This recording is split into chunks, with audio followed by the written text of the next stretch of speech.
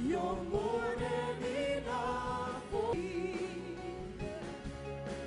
Jesus, you're all I need.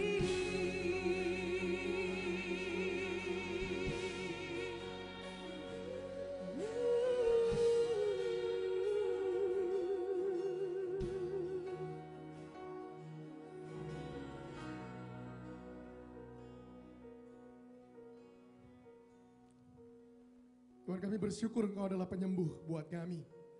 Tapi kami sedang hidup di satu waktu, di satu masa di mana kami percaya bahwa Engkau akan mendatangkan kesembuhan bukan hanya atas pribadi demi pribadi, tapi kami percaya kami sedang hidup di satu masa di mana Engkau menyembuhkan bangsa kami. Amen. Tuhan, datangkan kesembuhan atas Indonesia. Kami tahu bahwa waktu-waktu yang terbaik buat bangsa ini ada di depan kami.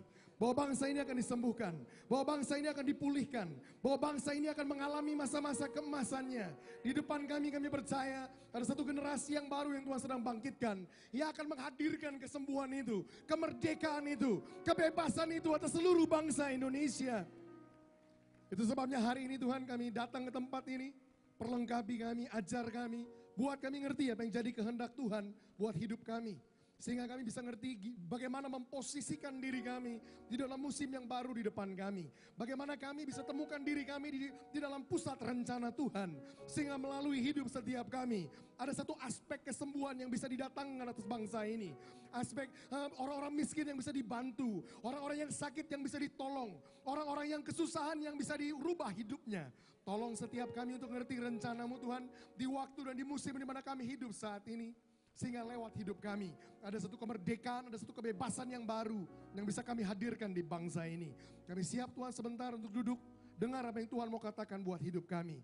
Kami sambut firman-Mu atas hidup kami di dalam nama Tuhan Yesus. Yang percaya sama-sama katakan amin, amin, amin. Silahkan duduk saudara. Shalom, selamat siang semua. Ini yang jawab kenapa lemes banget. Selamat siang semua. Nah, itu jauh lebih baik. Senang sekali hari ini saya bisa datang ke sini sekali lagi. Saya berharap benar saudara nggak bosan saya datang terus ke sini. Hari ini saya datang, saya diberikan satu tema yang saya tahu berhubungan dengan bulan ini. Kemana-mana saya diundang sepanjang bulan ini temanya seragam. Tentang kebebasan, tentang kemerdekaan. Dan hari ini saya percaya ada satu pesan yang khusus, yang spesifik berkenaan dengan tema itu yang kita akan dengar sama-sama. Kebebasan atau kemerdekaan yang saya akan bicara tentangnya hari ini, saya mau hubungkan dengan bangsa ini. Mungkin dari minggu-minggu yang lalu saudara sudah dengar banyak aspek lain tentang kemerdekaan, tentang kebebasan. Mungkin ada yang lebih bersifat pribadi, bagaimana saudara bisa bebas dari belenggu hidup saudara, dari sakit penyakit, dari ikatan, dari kebiasaan buruk, dari dosa dan lain-lain. Tapi hari ini saya mau bicara tentang kebebasan di dalam konteks yang jauh lebih luas. Saya mau bicara tentang kebebasan atau kemerdekaan atas bangsa Indonesia. Dan untuk itu saya mau ajak saudara langsung untuk buka firman Tuhan. Yang darinya saya mau firman ini berbicara buat kita. Pesan yang kita akan terima hari ini akan bersifat profetik buat kebanyakan kita. Jadi saya percaya ini adalah pesan untuk musim ini. Tapi melaluinya saudara akan ngerti bagaimana Tuhan mau tantang saudara untuk bangkit di hari-hari ke depan. Karena melalui hidup saudara, Tuhan mau lakukan sesuatu atas bangsa ini. Khotbah ini saya ambil dari Keluaran. Saya mau ajak saudara buka Keluaran. Saya ambil dari Keluaran pasal yang pertama sampai Keluaran pasal yang keempat. Jadi 4 pasal. Sudah pasti kita nggak akan baca satu persatu. Karena kalau kita baca ayatnya satu persatu bisa jadi selesai pasal yang keempat, jam khotbahnya sudah selesai. Kita nggak akan lakukan itu. Tapi minimal ini yang saya mau lakukan. Dari Keluaran pasal yang pertama sampai Keluaran pasal yang ketiga, saya mau kita dapatkan kerangka ceritanya. Sehingga kita ngerti apa yang kita perlu tangkap, pesan apa yang kita perlu ngerti untuk musim ini. Saya mau ajak kita sama-sama buka Keluaran pasal yang pertama terlebih dahulu. Keluaran pasal yang pertama. Sudah ketemu? Keluaran pasal yang pertama, kalau saudara lihat di Alkitab saudara, judul perikopnya apa di situ? Orang Israel ditindas di Mesir. Saudara bisa jadikan PR, baca sendiri dari Keluaran 1 sampai 4 di rumah. Tapi saya sekedar mau ambil judul perikopnya dan mau gambarkan situasinya. Kitab Keluaran tentu saja dimulai dari pasal yang pertama. Menariknya kitab ini dibuka atau dimulai dengan menggambarkan keadaan satu bangsa yang kita tahu nama bangsa itu adalah bangsa Israel. Kitab ini dibuka dengan penggambaran keadaan suatu bangsa yang ternyata sedang begini, sedang ditindas di Mesir. Tentang satu bangsa yang sedang diperbudak di tanah Mesir. Bahkan lewat penggalan-penggalan bagian firman Tuhan lain, kita bisa tahu detail-detail lainnya. Bangsa Israel ternyata diperbudak di Mesir, Alkitab bilang ini, selama 430 tahun. Jadi lama sekali mereka diperbudak, lama sekali mereka dianiaya, lama sekali mereka ditindas. Jadi kitab ini dimulai dengan gambaran itu. Mungkin beberapa saudara mulai berpikir dan bertanya-tanya, kenapa kita perlu ngerti ini Pak? Kenapa kita perlu ngerti ini Kak? Saya kasih alasannya dari awal. Saya percaya bahwa penggambaran tentang keadaan bangsa Israel, saya percaya itu juga merupakan penggambaran dari bangsa Indonesia. Saya percaya bahkan sampai hari ini, bangsa Indonesia belum mengalami kemerdekaan penuhnya. Bahkan sampai hari ini, saya percaya bahwa bangsa Indonesia masih diperbudak di dalam berbagai area yang berbeda-beda. Beberapa saudara mungkin berpikir begini, tapi Pak, kita kan sudah merdeka tahun 45, 17 Agustus, 69 tahun yang lalu. Dengarkan baik-baik, saya bilang begini, ya, secara konstitusi saya setuju, bangsa Indonesia sudah merdeka tahun 45. Tapi secara realita, secara kenyataan, kalau saudara buka mata saudara dan lihat keadaan di luar sana, saudara akan temukan begini, bahkan sampai hari ini, bangsa ini masih ditindas dengan yang namanya kemiskinan, masih ditindas dengan namanya pendidikan yang rendah, masih dianiaya dengan yang namanya buta huruf, masih diperbudak dengan yang namanya narkoba, masih diperbudak dengan yang namanya korupsi. Dengan kata lain, secara realita bangsa Indonesia belum mengalami kemerdekaannya yang sebenarnya, belum mengalami kebebasan penuhnya. Jadi kita punya kesamaan dengan apa yang digambarkan di Keluaran pasal yang pertama. Keluaran pasal yang pertama, bangsa Israel ditindas. Indonesia sampai hari ini saya percaya masih ngalamin berbagai bentuk penindasan, berbagai bentuk perbudakan di bangsa ini. Kita punya kesamaan dengan cerita ini. Keluaran pasal yang kedua. Keluaran pasal yang kedua. Keluaran pasal yang kedua judul perikopnya apa? Musa lahir dan diselamatkan. Menarik sekali, ingat baik-baik konteksnya. Di tengah-tengah suatu bangsa yang keadaannya sedang ditindas, yang sedang diperbudak, Tuhan munculkan orang ini yang namanya Musa. Mungkin Musa, sama seperti saudara dan saya, kita bisa sama-sama tanya begini, Tuhan, kenapa sih kami harus lahir di tengah-tengah satu bangsa yang keadaannya masih teraniaya, yang keadaannya masih tertindas, yang keadaannya masih diperbudak dengan berbagai macam hal. Mungkin Musa, sama seperti kita, bisa tanya hal yang serupa. Tapi dengarkan poin saya baik-baik. Saya percaya enggak kebetulan Tuhan sengaja munculkan Musa di tengah-tengah satu bangsa yang keadaannya masih tertindas. Kenapa? Karena saya percaya Tuhan punya rencana melalui hidup Musa. Dan sama seperti Tuhan punya rencana atas hidup Musa. Tuhan sengaja munculkan Musa di tengah-tengah satu bangsa yang sedang ditindas dan diperbudak, yang sedang dianiaya. Saya percaya begini. Saya juga percaya bahwa gak kebetulan saudara Tuhan munculkan, Tuhan lahirkan, Tuhan besarkan di bangsa ini. Di tengah-tengah keadaan bangsa Indonesia yang belum merdeka sepenuhnya. Yang belum mengalami kebebasan sepenuhnya. Di tengah-tengah keadaan bangsa Indonesia yang masih diperbudak, yang masih ditindas, yang masih dianiaya. Saya percaya saudara ada di bangsa ini bukan karena kebetulan. Saya percaya Tuhan munculkan saudara di bangsa ini karena Tuhan punya rencana buat hidup saudara. Sama seperti Tuhan punya rencana buat hidup Musa, Tuhan punya rencana buat hidup saudara. Keluaran pasal yang ketiga. Nah, keluaran pasal yang ketiga adalah tempatnya di mana ceritanya menjadi semakin menarik. Kenapa? Karena di keluaran pasal yang ketiga adalah pertama kalinya Tuhan mulai singkapkan rencananya atas Musa. Ini pertama kalinya Tuhan bukakan rencananya buat Musa. Dan sama seperti banyak di antara saudara di tempat ini hari ini. Saya percaya hari ini akan jadi hari di mana buat banyak di antara saudara, Tuhan mau mulai singkapkan rencananya buat saudara di bangsa ini. Tuhan mau mulai bukakan buat saudara apa yang jadi rencana dia, apa yang menjadi tujuan dia. Kenapa munculkan saudara di tengah-tengah bangsa Indonesia. Dan perhatikan baik-baik apa yang Tuhan ngomong sama Musa. Dan saya mau kita simak ini dengan seksama. Tuhan mulai ngomong sama Musa di Keluaran pasal yang ketiga, ayat yang ketujuh. Keluaran pasal yang ketiga, ayat yang ketujuh, Alkitab bilang begini. Dan Tuhan berfirman, jadi ini Tuhan mulai ngomong. Tuhan mulai singkapkan, mulai bukakan, mulai nyatakan yang jadi rencana Tuhan buat Musa. Tuhan bilang ini sama Musa. Dan Tuhan berfirman, Alkitab berkata, aku, kata Tuhan huruf besar, saya mau saudara perhatikan benar-benar. Tuhan bilang begini, akunya itu siapa?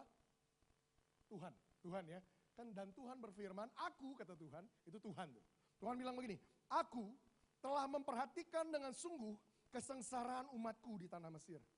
Dengan cara yang sama, Saya percaya Tuhan berusaha ngomong sama kita hari ini. Tuhan mau bilang gini, aku telah memperhatikan dengan sungguh-sungguh kesengsaraan dari umatku yang ada di Indonesia. Jangan berpikir selama ini bangsa ini ditindas, selama ini bangsa ini diperbudak dengan kemiskinan, dengan kelaparan, dengan narkoba, dengan pesta pora, dengan kekerasan, dengan korupsi dan lain-lain. Jangan berpikir bahwa Tuhan kita nggak mau melihat. Jangan berpikir bahwa Tuhan kita buta dan nggak memperhatikan keadaan bangsa ini. Saya percaya sebagaimana Tuhan ngomong ini sama Musa buat bangsa Israel, hari ini pun saya percaya Tuhan mau ngomong ini sama kita di Indonesia. Tuhan mau bilang gini, aku telah memperhatikan dengan sungguh-sungguh kesengsaraan dari umatku yang ada di Indonesia. Dengarkan ini baik-baik, gak berhenti di situ. Tuhan lanjutkan dan bilang gini sama Musa. Tuhan bilang gini, dan aku telah mendengar seruan mereka yang disebabkan oleh pengerah-pengerah mereka. Ya, aku mengetahui penderitaan mereka. Lebih lanjut Tuhan bukan cuma bilang aku telah memperhatikan kesengsaraan bangsa Indonesia. Saya percaya Tuhan juga berusaha ngomong gini sama kita. Bukan cuma Tuhan bilang aku telah memperhatikan, tapi Tuhan juga mau ngomong gini. Aku juga telah mendengar seruan-seruan mereka yang disebabkan oleh pengerah-pengerah mereka. Yang disebabkan oleh orang-orang yang menganiaya mereka selama ini. Aku telah mendengar seruan mereka. Dengarkan ini baik-baik.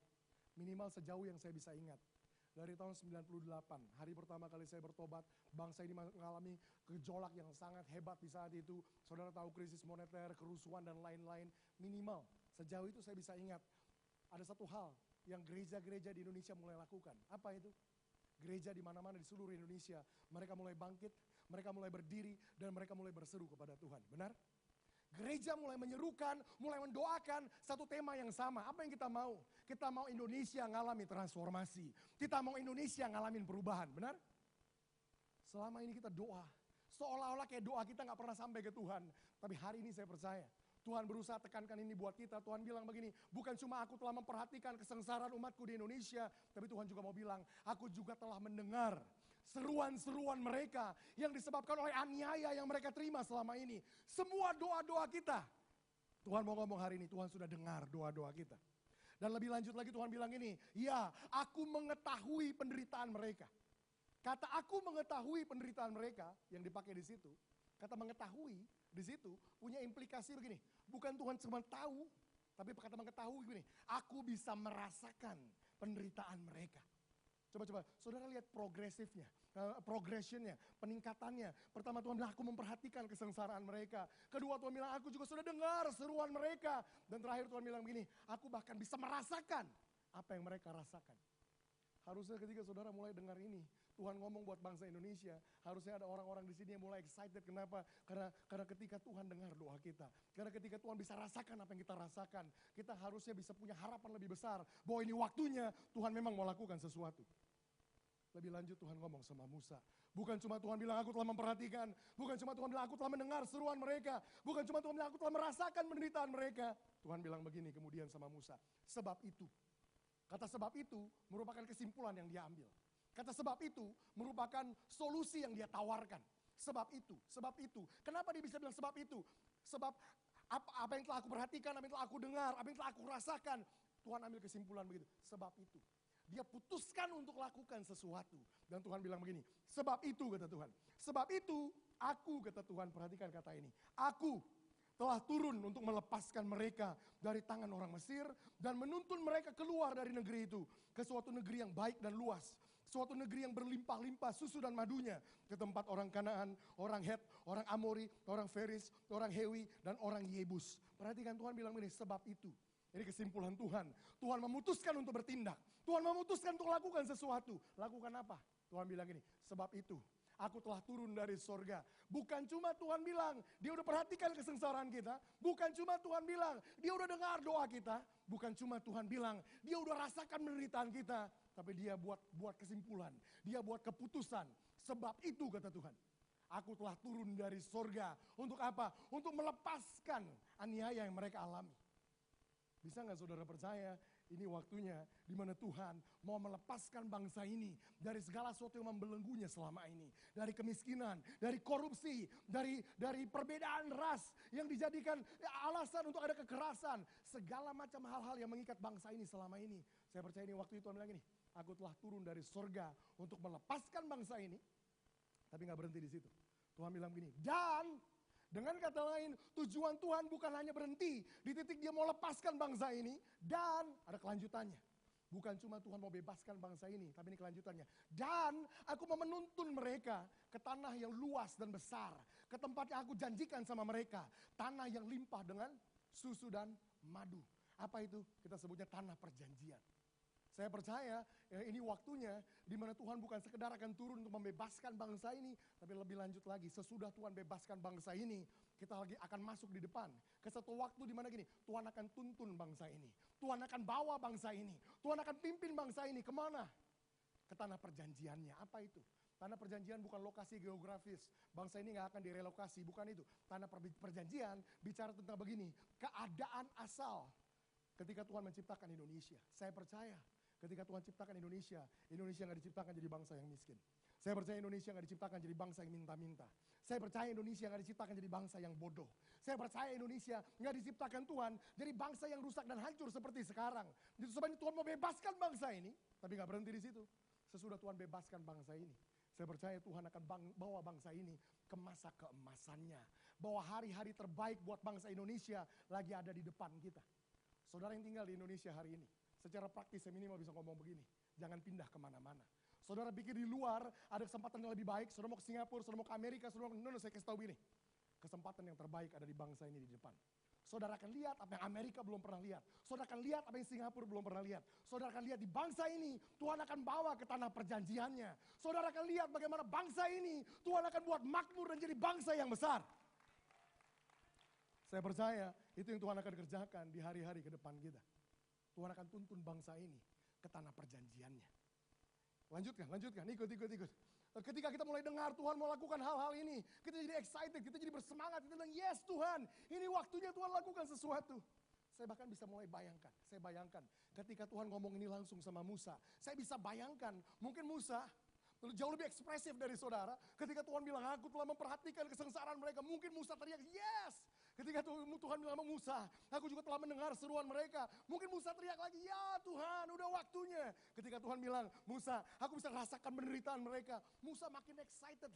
Kenapa? Dengar karena Tuhan mau lakukan sesuatu buat bangsanya. Ketika Tuhan bilang aku turun dari surga, aku mau bebaskan bangsa itu, aku mau tuntun bangsa itu. Musa udah gak tahan lagi, mungkin dia udah lompat, dia udah jungkir balik. Dia bilang yes ini waktunya Tuhan lakukan sesuatu. Lebih lanjut Tuhan ngomong gini sama Musa. Perhatikan kata ini. Kata ini akan jadi profetik sekali buat saudara. Kemudian Tuhan ngomong gini sama Musa. Sekarang, bilang sama-sama, sekarang. Dengar baik-baik. Kalau selama ini kita sudah dengar banyak pesan tentang transformasi, revival, kebangunan, perubahan dan segala macam. Dengarkan baik-baik. Saya percaya itu akan dimulai sekarang. Kita lagi ada di musim itu. Kata sekarang bicara tentang kairosnya Tuhan. Bahwa kita gak perlu tunggu 5 tahun lagi. Kita gak perlu tunggu 10 tahun lagi. Kita gak perlu tunggu 50 tahun lagi baru bangsa Indonesia berubah. Kapan Tuhan mau lakukan ini? Saya percaya waktunya Tuhan akan lakukan semua ini. Saya percaya sekarang. Sekarang pekerjaan itu dimulai. Sekarang. Tuhan bilang ini sama Musa. Jadi sekarang. Tuhan bilang ini sama Musa. Sekarang. Seruan orang Israel telah sampai kepadaku. Juga telah kulihat betapa kerasnya orang Mesir menindas mereka. Lihat Tuhan ulangi kedua kali. Jadi sekarang. Tuhan tekankan itu sampai 2 kali. Pertama Tuhan bilang sekarang. Kedua Tuhan bilang jadi sekarang. Dengar ini baik-baik. Tuhan gak akan tunggu-tunggu lagi. Tuhan gak akan buat kita nunggu lebih lama lagi. Untuk lihat bangsa ini berubah. Tuhan akan lakukan mulai dari sekarang. Ini yang Tuhan akan mulai lakukan. Perhatikan ini baik-baik. Jadi sekarang. Tuhan bilang sama Musa. Jadi sekarang. Pergilah, aku mengutus engkau kepada Firaun untuk membawa umatku orang Israel keluar dari Mesir. Coba saya mau saudara perhatikan baik-baik di sini. Poin saya buat saudara baru dimulai di sini. Dengerin baik-baik. Kalau saudara perhatikan penggalan ayat-ayat yang kita baca. Dari ayat 7 sampai ayat ke-10. Satu kata yang paling sering muncul apa? Saudara akan temukan kata ini muncul terus. Kata apa? Tuhan bilang gini, aku telah memperhatikan kesengsaraan mereka. Aku telah mendengar seruan mereka. Aku mengetahui penderitaan mereka. Aku telah turun dari sorga. Aku akan bebaskan mereka. Aku akan tuntun mereka. Aku telah mendengar seruan mereka. Aku telah melihat kesengsaraan. Kata apa yang muncul? Dengar, waktu Musa, Tuhan ngomong sama Musa, aku akan lakukan ini, aku akan lakukan ini, aku akan lakukan ini, aku akan lakukan ini. Musa jadi makin excited. Kemudian pada akhirnya Tuhan bilang gini, jadi sekarang aku mengutus kamu. Apa? Tuhan bilang, jadi sekarang aku mengutus. Coba, saya mulai bayangin Musa. Tadi saya bilang, Musa mungkin mulai dari teriak, dari lompat, mulai jungkir balik. Yes, Tuhan mau lakukan sesuatu. Tiba-tiba di ujungnya Tuhan bilang ini, jadi sekarang Musa, aku mengutus kamu. Hah? Saya bisa bayangin betapa syoknya Musa saat itu. Sesyok. Beberapa dari saudara mungkin hari ini. Kenapa? Karena kebanyakan dari kita yang dengar pesan-pesan tentang transformasi, dengar pesan-pesan tentang revival, pesan-pesan tentang perubahan bangsa ini. Ekspektasi yang dibangun adalah begini. Saudara, Tuhan akan mengubah bangsa ini. Tuhan akan turun dari surga dan mulai jungkir balikan bangsa ini. Tuhan akan mulai turun, orang-orang bertobat dengan sendirinya. Tuhan akan bekerja di jalan-jalan. Tuhan akan masuk ke kampus-kampus. Tuhan akan kerja di kantor-kantor dan di sekolah-sekolah. Tuhan. Artinya apa? Kita mulai nantikan momen tersebut. Momen yang kita harapkan dalam yang namanya transformasi. Kita mulai begini, kita mulai secara pasif nunggu hal itu terjadi di depan kita. Dengarkan ini baik-baik. Tuhan bilang ini sama Musa, jadi sekarang Musa, aku mengutus kamu. Ini poin pertama. Dengarkan ini baik-baik. For God to ever change a nation, God is going to need someone that He can use, that He can send to deliver that nation. Untuk Tuhan bisa membebaskan satu bangsa, Tuhan akan membutuhkan orang-orang yang bisa Dia pakai dan yang bisa Dia utus untuk membebaskan bangsa itu. Dengar ini baik-baik. Kalau saudara benar percaya bahwa ini waktunya Tuhan akan lakukan semua tadi, maka saudara juga harus dengar ini. Saya percaya ini waktunya Tuhan mau bangkitkan saudara dan Tuhan mau pakai hidup saudara untuk jadi apa? Untuk jadi pembebas bangsa ini. You are a deliverer. Kamu adalah pembebasnya Tuhan buat bangsa Indonesia. Saya lupa kasih judulnya. Judulnya You Are a Deliverer. Kamu adalah seorang pembebas. Untuk Tuhan bisa mengubah satu bangsa. Untuk Tuhan bisa mengubah satu kota. Untuk Tuhan bisa mengubah satu komunitas. Untuk Tuhan bisa mengubah satu kampus. Untuk Tuhan bisa merubah satu kantor. Untuk Tuhan bisa merubah satu masyarakat. Dengar ini baik-baik. Tuhan butuh untuk bisa bangkitkan dan pakai seseorang. Adakah orang itu di tempat ini yang bilang, Tuhan, kami siap untuk jadi agen perubahannya Tuhan yang Tuhan akan utus keluar sana. Dengarin baik-baik.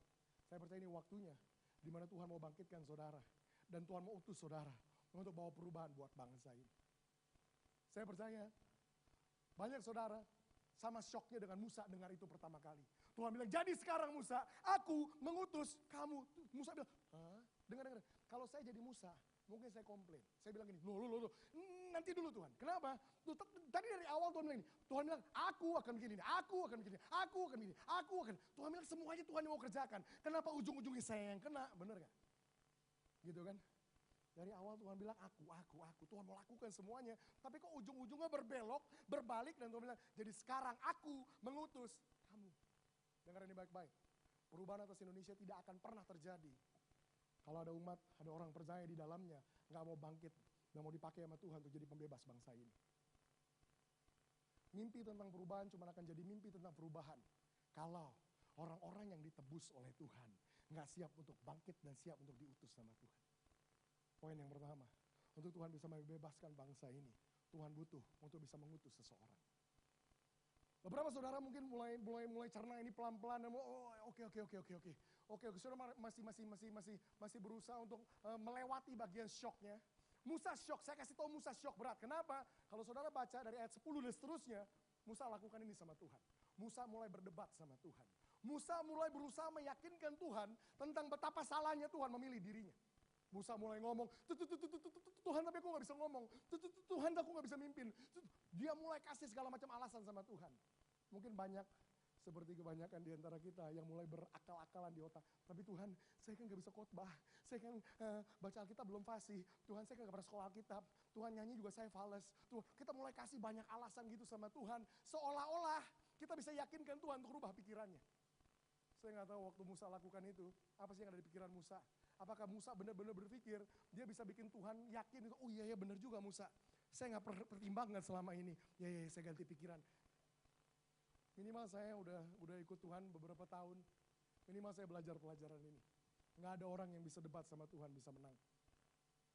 Ya saudara boleh coba, Musa juga coba, saudara boleh coba, debatlah sama Tuhan. Tapi ujung-ujungnya saudara akan tahu, Tuhan yang akan menang. Akhirnya kita juga nyerah, oke deh Tuhan. Dengerin baik-baik, semua perdebatan itu, Tuhan kasih jawaban buat semua concernnya Musa. Menariknya begini, semua perdebatan itu berakhir di Keluaran pasal 4 ayat yang pertama. Ini poin yang kedua, saudara lihat ini baik-baik. Keluaran pasal 4 ayat yang pertama, Alkitab bilang ini. Lalu saut Musa, perhatikan. Tadinya sebelumnya debat terus. Pada ujung dari perdebatan, Musa bilang gini sama Tuhan. Lalu saut Musa, bagaimana jika mereka tidak percaya kepadaku dan tidak mendengarkan perkataanku, melainkan berkata Tuhan tidak menampakkan diri kepadamu. Sampai di situ dulu. Coba perhatikan. Pada akhirnya, perhatikan gini, Musa nyerah juga. Nyerah juga untuk bilang, ya udahlah Tuhan, aku pergi Tuhan. Tapi kemudian Musa keluarin senjatanya yang terakhir. Dia ngomong begini, Musa ngomong sama Tuhan, Tuhan gini deh Tuhan. Gimana kalau aku pergi nih, oke aku pergi nih. Tapi gimana kalau ketika aku pergi, mereka gak percaya bahwa engkau yang mengutus aku. Mereka gak percaya bahwa engkau yang kirim aku untuk bebaskan mereka. Musa akhirnya nyerah, dia mau pergi. Tapi kemudian dia punya argumen terakhir itu. Dia bilang, gimana kalau mereka gak percaya? Dengar ini baik-baik. Apa yang Musa ngomong, kalau saya ubah bahasa, pakai kata-kata zaman sekarang, ini yang Musa pada dasarnya ngomong. Musa mau bilang gini deh Tuhan, katakanlah aku pergi. Apa yang bisa aku bawa untuk tunjukkan sama mereka, untuk buktikan sama mereka bahwa memang engkau yang utus aku. Benar gak? Sama kan? Gimana kalau aku pergi, mereka gak percaya engkau yang utus aku. Gitu kan dia ngomong. Dengan kata lain Musa bilang gini deh Tuhan, kalau engkau modalin aku, apa Tuhan yang bisa aku bawa? Apa Tuhan yang bisa aku pakai untuk tunjukin sama mereka bahwa memang benar engkau yang utus aku. Saya gak tahu apa yang ada dalam bayangan Musa. Mungkin dia tunggu gitu, senjata gitu dari langit. Kalau saya yang hidup di abad 21 begini, pikiran saya agak sedikit lebih wild dikit sama Musa. Mungkin dia bayangin gini Tuhan, kalau engkau kasih aku tongkat petir kayak dari Zeus gitu, zoom gini. Mereka bakalan percaya engkau yang utus aku. Jeder gitu, wah ini Tuhan yang kirim pasti nih. Nggak tahu mungkin Musa bayangin Tuhan, kalau engkau kasih palu gitu kayak Thor gitu, wah mereka bakalan percaya bahwa engkau yang utus aku. Dengan kata lain gini, Musa bilang gini Tuhan, kalaupun kau mau utus aku, engkau harus kasih aku sesuatu dari langit. Tuhan, kalau engkau bikin aku jalan, ngambang 5 cm gak kena tanah gitu, orang bakal percaya saya nabi Tuhan. Tuhan, kalau saya angkat tangan begini 2000 orang rebah, mereka akan percaya Tuhan. Kalau engkau yang utus aku Tuhan, Tuhan. Musa pada dasarnya, Tuhan, kasih aku sesuatu yang bisa tunjukin sama orang-orang ini bahwa memang engkau yang utus aku. Mungkin Musa bayangkan hal-hal itu. Kalau engkau kasih aku urapan, kalau engkau kasih aku urapan kesembuhan, kata-kata hikmat marifat, ketemu orang di kantong kiri kamu ada duit 550 perak, di kantong kanan kamu ada duit 2.350, wah tajam sekali, wah ini pasti dikirim sama Tuhan. Nggak tahu, mungkin Musa punya ekspektasi kayak gitu, dia bilang Tuhan apa yang bisa aku pakai untuk tunjukin sama mereka bahwa memang engkau yang ngutus aku. Menariknya begini, Tuhan jawab Musa, justru dengan kasih pertanyaan yang lain. Musa tanya, apa Tuhan yang bisa aku bawa? Tuhan malah jawabnya begini. Tuhan jawab sama Musa, apa itu yang ada di tangan kamu? Dalam perjalanan saya ikut Tuhan, saya mulai belajar begini. Seringkali pertanyaan Tuhan justru adalah pernyataan Tuhan. Many times, God's question is actually God's statement. Waktu Tuhan nanya sama kita, bukan karena Tuhan gak tahu apa yang kita pegang atau apa yang kita bawa. Bukan karena Tuhan gak tahu, tapi lewat pertanyaan Tuhan seringkali Tuhan berusaha tunjukin sama kita apa yang kita pikir kita gak tahu. Tuhan tanya sama Musa, apa itu yang ada di tangan kamu? Apa yang Tuhan lakukan? Tuhan lagi alihkan perhatian Musa. Saya sebutnya begini, God is diverting his attention. Tuhan lagi alihkan perhatian dia. Berusaha tunjukin sama Musa, Tuhan mau bilang ini sama Musa, Musa stop fokus sama apa yang kamu gak punya. Dan mulai lihat apa yang sebenarnya kamu punya. Banyak dari kita berhubungan dengan Tuhan, kau mau pakai hidupku, tapi aku gak bisa khotbah Tuhan, aku gak punya urapan begini, aku gak bisa bernubuat, aku gak bisa nyanyi, aku gak bisa WL, aku gak bisa singer, aku gak bisa main musik. Semua yang kita gak punya kita bawa sama Tuhan. Tuhan juga tahu saudara gak bisa semua itu. Tapi Tuhan berusaha ngomong gini sama Musa, Musa stop fokus sama apa yang kamu gak punya. Stop fokus sama apa yang gak ada sama kamu. Apa itu yang ada di tangan kamu? Mulai fokus sama apa yang selama ini aku udah percayakan sama kamu. Tuhan mengalihkan perhatian dia. Gak fokus sama apa yang dia gak punya, tapi mulai fokus sama apa yang dia punya. Saya kasih ilustrasi apa yang Tuhan lakukan sama Musa, yang namanya diversion of attention, pengalih perhatian. Boleh gak saudara lihat di belakang itu jam menunjukkan jam berapa ya? Di belakang jam berapa? Hah? Oh oke. Beberapa saudara nengok ke belakang, saya tanya sama saudara, kira-kira saya sendiri bisa lihat gak jam itu? Bisa. Tapi ketika saya tanya itu, saudara nengok ke belakang, saudara berkata, oh di belakang ada jam. Baru saya, oh jamnya warna merah ya. Beberapa saudara mungkin baru ngeh. Bukan saya nggak bisa lihat, tapi saya alihkan perhatian saudara untuk saudara jadi bisa lihat apa yang selama ini saudara nggak sadari. Itu yang Tuhan lakukan sama Musa. Waktu Tuhan tanya, Musa apa itu yang di tangan kamu? Bukannya Tuhan sendiri nggak bisa lihat, Tuhan bisa lihat. Tapi Musa nggak sadar bahwa di tangannya udah ada sesuatu. Dia cuma fokus sama apa yang dia nggak punya. Dia cuma fokus apa yang Tuhan bisa kasih. Padahal Tuhan bilang sama Musa, Musa semua yang kamu butuhkan untuk aku bisa pakai kamu, semuanya udah ada di tangan kamu sendiri. Kamu gak butuh sesuatu yang berasal dari langit lagi. Kamu gak butuh urapan yang bikin kamu ngambang 5 cm dari tanah. Kamu gak butuh urapan yang kamu angkat tangan 2.000 orang rebah. Kamu gak butuh semua itu. Semua yang kamu butuhkan untuk aku bisa utus kamu dan pakai kamu untuk membebaskan bangsa ini. Semuanya udah ada di tangan kamu. Itu yang Tuhan berusaha ngomong. Tuhan tanya sama Musa, Musa apa itu yang di tangan kamu? Musa bilang, tongkat. Dengarkan baik-baik. Semua yang saudara butuhkan untuk Tuhan bisa pakai hidup saudara, membebaskan bangsa ini, semua yang saudara butuhkan, semuanya udah ada di tangan saudara. Tuhan tanya sama Musa, apa yang tangan kamu? Musa bilang, tongkat. Dengarkan ini. Buat kebanyakan di antara kita, jawaban Musa sama sekali gak masuk akal. Artinya gini, tongkat. Maksudnya apa tongkat? Respon yang kedua, tongkat. Pak, saya gak punya tongkat. Bapak bilang semua yang saya butuh dari tangan saya gak pegang tongkat kayak Musa. Well, buat kebanyakan dari kita, tongkat gak ada artinya. Tapi ketika Tuhan tanya sama Musa, Musa tahu persis apa artinya tongkat yang ada di tangannya. Ketika Tuhan tanya, Musa apa itu yang ada di tongkat, di tangan kamu? Musa bilang tongkat. Buat Musa, tongkat itu punya arti. Apa itu tongkat? Pengertian tentang apa itu tongkat akan bantu kita bisa mengidentifikasi hal tersebut yang Tuhan mau pakai di dalam hidup kita untuk membebaskan bangsa ini. Apa itu tongkat? Yang pertama, tongkat di tangan Musa itu merepresentasikan yang pertama. Musa itu siapa sih? Musa itu sebelum itu siapa? Gembala. Buat seorang gembala, tongkat ini begini, tongkat itu melambangkan identitas dia. Zaman itu, kalau lihat orang bawa tongkat, orang tahu ini gembala. Kalau ini tentara, dia akan bawa pedang atau dia akan bawa tombak. Dengan kata lain ketika Tuhan tanya sama Musa, pertama kali, Musa, apa itu yang ada di tangan kamu? Musa bilang tongkat. Yang pertama Tuhan mau bilang, Tuhan mau pakai identitas dia. Tuhan mau pakai identitas saudara. Apa itu identitas? Bahasa kerennya, Tuhan mau pakai profesi dia. Tongkat, gembala. Tuhan bilang, aku mau pakai profesi kamu untuk membebaskan bangsa ini. Setiap kita punya tongkat di tangan kita. Setiap kita punya identitas. Setiap kita punya profesi. Gimana kalau ternyata hal tersebut yang Tuhan mau pakai dalam hidup saudara untuk membebaskan bangsa ini adalah itu, profesi saudara. Selama ini iblis telah berhasil menipu orang Kristen dengan pemikiran, well apa yang kamu kerjakan sebagai profesi kamu itu sekuler. Kalau kamu melayani Tuhan, kamu harus lakukan yang rohani. Padahal Tuhan mau bilang begini, Tuhan justru mau pakai apa yang kamu anggap sekuler selama ini. Profesi kamu justru itu yang Tuhan mau jadikan alat untuk membawa perubahan buat bangsa ini. Jangan lagi lihat profesi saya sebagai area sekuler yang dimana saya nggak bisa melayani Tuhan di situ. Tuhan seperti kepada Musa, Tuhan ngomong sama saudara, Tuhan mau pakai tongkat saudara. Tuhan mau pakai profesi saudara untuk membebaskan bangsa ini. Mungkin ada saudara yang ada di area pendidikan, saudara guru, saudara ngajar di situ. Saudara punya tools yang dibutuhkan untuk mulai mendidik bangsa ini. Mungkin beberapa saudara di area bisnis, saudara punya tools yang dibutuhkan untuk mulai memberantas yang namanya pengangguran di bangsa ini. Mulai buka bisnis lebih banyak, mulai tawarkan lapangan pekerjaan lebih luas, mulai pekerjakan orang-orang sehingga gak ada lagi pengangguran di luar sana. Saudara yang ada di bidang berbeda-beda di luar sana, masing-masing saudara punya profesi yang Tuhan mau jadikan alat untuk membawa perubahan buat bangsa ini. Tongkat yang kedua di tangan Musa. Bukan cuma tongkat ini melambangkan profesinya. Bukan cuma tongkat di tangannya ini melambangkan identitasnya. Tapi tongkat yang kedua, ini juga melambangkan gini, income-nya.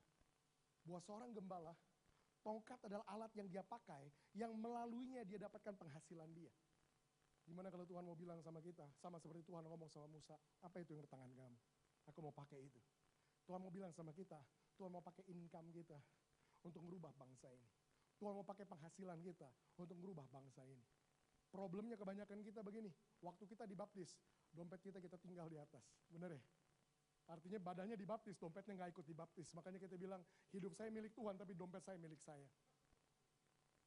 Gimana kalau Tuhan berusaha ngomong buat musim ini? Tuhan gak mau kita kasih dia setengah-setengah. Tuhan mau pakai income kita untuk bawa perubahan buat bangsa ini. Tuhan mau pakai apa yang Tuhan percayakan dalam hidup saudara, keuangan saudara, untuk bawa perubahan buat bangsa ini. Maksudnya gimana tuh Pak? Maksudnya gimana tuh Kak? Banyak dari kita berusaha untuk bisa diberkati lebih lagi dari Tuhan. Dalam bisnis kita, pekerjaan kita, apapun yang kita lakukan. Dengar ini baik-baik, ketika kita ngerti prinsip ini, berkat Tuhan akan mulai ngalir dengan cara yang luar biasa dalam hidup saudara. Prinsip apa? Ketika kita mulai berani untuk bilang ini, Tuhan, tongkat saya pakai Tuhan untuk membawa perubahan buat bangsa ini. Income saya pakai Tuhan. Ketika kita izinkan Tuhan, bahkan untuk mulai terlibat di dalam area keuangan kita lagi bilang gini, Tuhan, aku berikan engkau alasan untuk memberkati aku lebih banyak.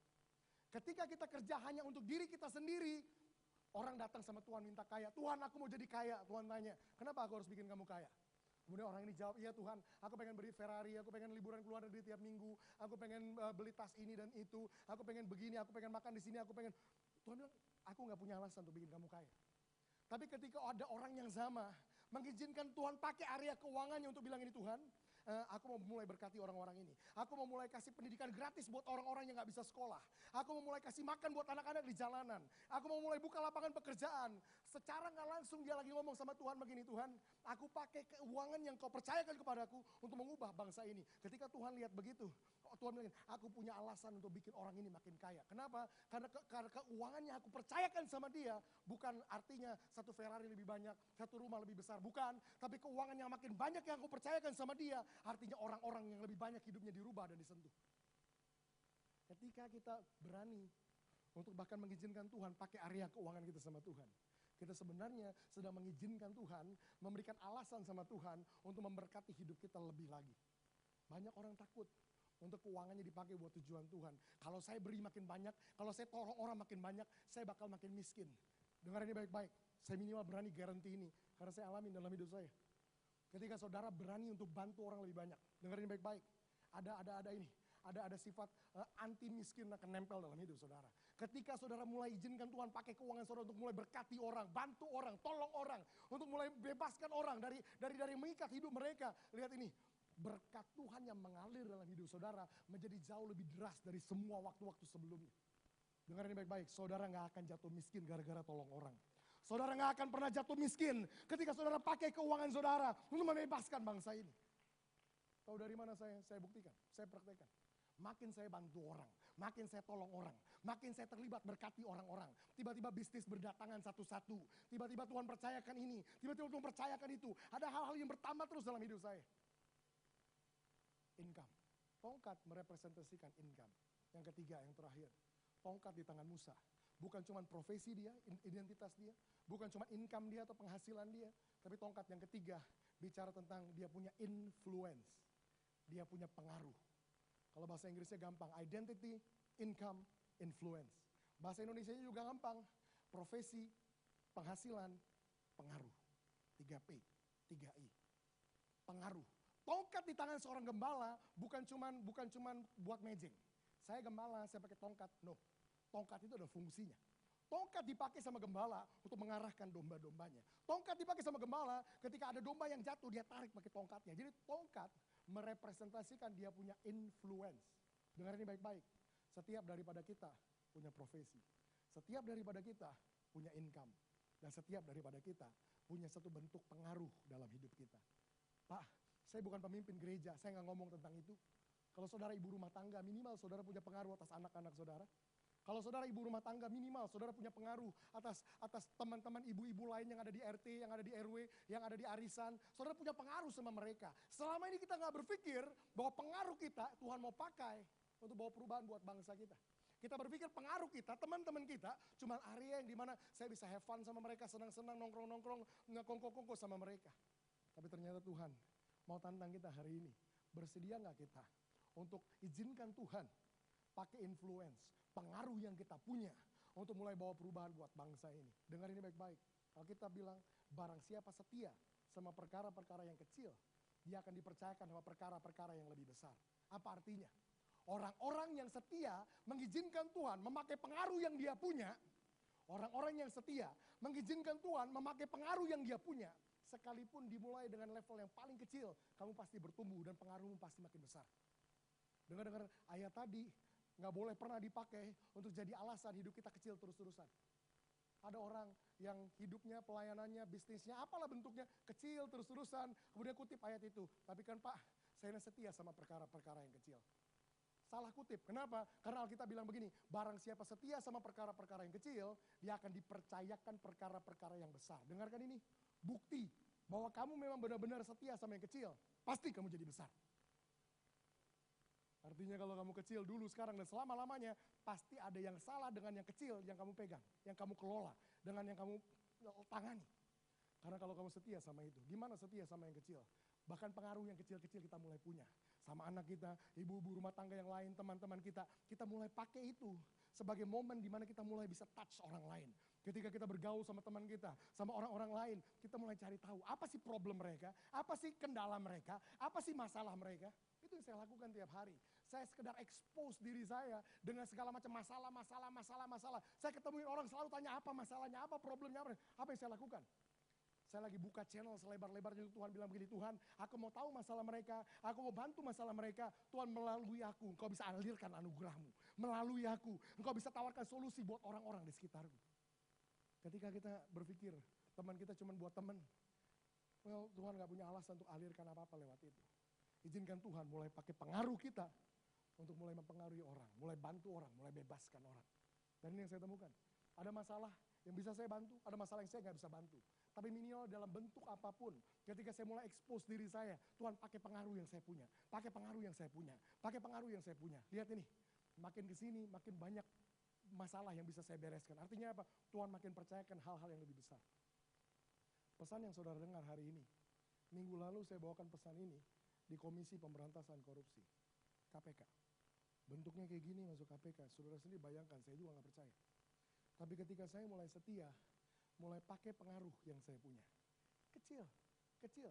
Saudara boleh tanya anak-anak rohani saya bukan tipe orang yang cuma mau diundang ke gereja besar, yang cuma mau ketemu orang penting, yang cuma mau konseling orang kaya. Saya bukan tipe yang kayak gitu. Orang yang gak punya apa-apa, orang yang nganggur, orang yang punya masalah dalam hidupnya, itu yang saya cari, itu yang saya jumpain. Kenapa saya mau lakukan itu? Karena saya tahu, di mana ada masalah yang semakin serius, semakin berat, semakin kritis, di saat itulah ada anugerah Tuhan semakin berlimpah-limpah tersedia buat mereka. Dan ada orang-orang ini yang mulai mengalami perubahan-perubahan hidup secara radikal, secara besar. Dan ketika setia sama perkara-perkara yang kecil, jangan heran ketika Tuhan mulai connect, Tuhan mulai hubungkan, Tuhan mulai pertemukan dengan orang-orang yang ada di atas sana. Tuhan tanya apa itu yang ada di tangan kamu. Jangan berpikir ketika Tuhan mau pakai hidup kita harus tinggalkan profesi kita. Tuhan justru mau pakai profesi saudara, Tuhan mau pakai income saudara, dan Tuhan mau pakai pengaruh yang saudara punya untuk mendatangkan kebebasan buat bangsa ini. Bantu orang, sentuh orang, tolong orang, rubah hidup orang lewat apa yang ada di tangan saudara. Saya akan tutup dengan ini, saya nggak tahu kok nggak ada timer. Masih ada waktu atau enggak? 6 menit, oke good. Saya akan tutup dengan ini. Ketika Musa, dia identifikasi apa yang ada di tangannya. Tuhan tanya, apa itu yang ada di tangan kamu? Tongkat. Musa ngerti apa artinya. Pertama Musa bilang, Tuhan apa yang bisa aku pakai untuk buktikan sama mereka bahwa engkau yang utus aku. Tuhan bilang, kamu gak butuh sesuatu yang turun dari surga. Saudara gak butuh urapan yang bikin saudara merinding-rinding, jalan gak nginjak tanah, saudara gak butuh semua itu. Semua yang saudara butuhkan untuk Tuhan bisa pakai hidup saudara dengan luar biasa, semuanya udah ada di tangan saudara. Tuhan tanya, apa itu yang di tangan kamu? Musa bilang, tongkat. Tuhan mau pakai profesi saudara, Tuhan mau pakai income saudara, Tuhan mau pakai pengaruh saudara. Menariknya Tuhan bilang begini di akhir. Tuhan bilang gini, Musa, apa yang tangan kamu? Tongkat. Tuhan bilang gini sama Musa, letakkan di tanah. Letakkan di tanah. Apa itu letakkan di tanah? Letakkan di tanah adalah tindakan kita berani menyerahkan itu sama Tuhan. Ini Tuhan, pakai Tuhan. Itu. Ada pengkhotbah, ada pendeta yang bilang begini, kalau kamu mau dipakai Tuhan, kamu harus letakkan profesi kamu kayak Musa. Artinya apa? Tinggalkan bisnis kamu, tinggalkan perusahaan kamu, tinggalkan pekerjaan kamu, layani Tuhan full time. Saya bilang, kenapa interpretasinya begitu? Karena ketika Tuhan bilang letakkan di tanah, habis itu Tuhan suruh pungut lagi kan?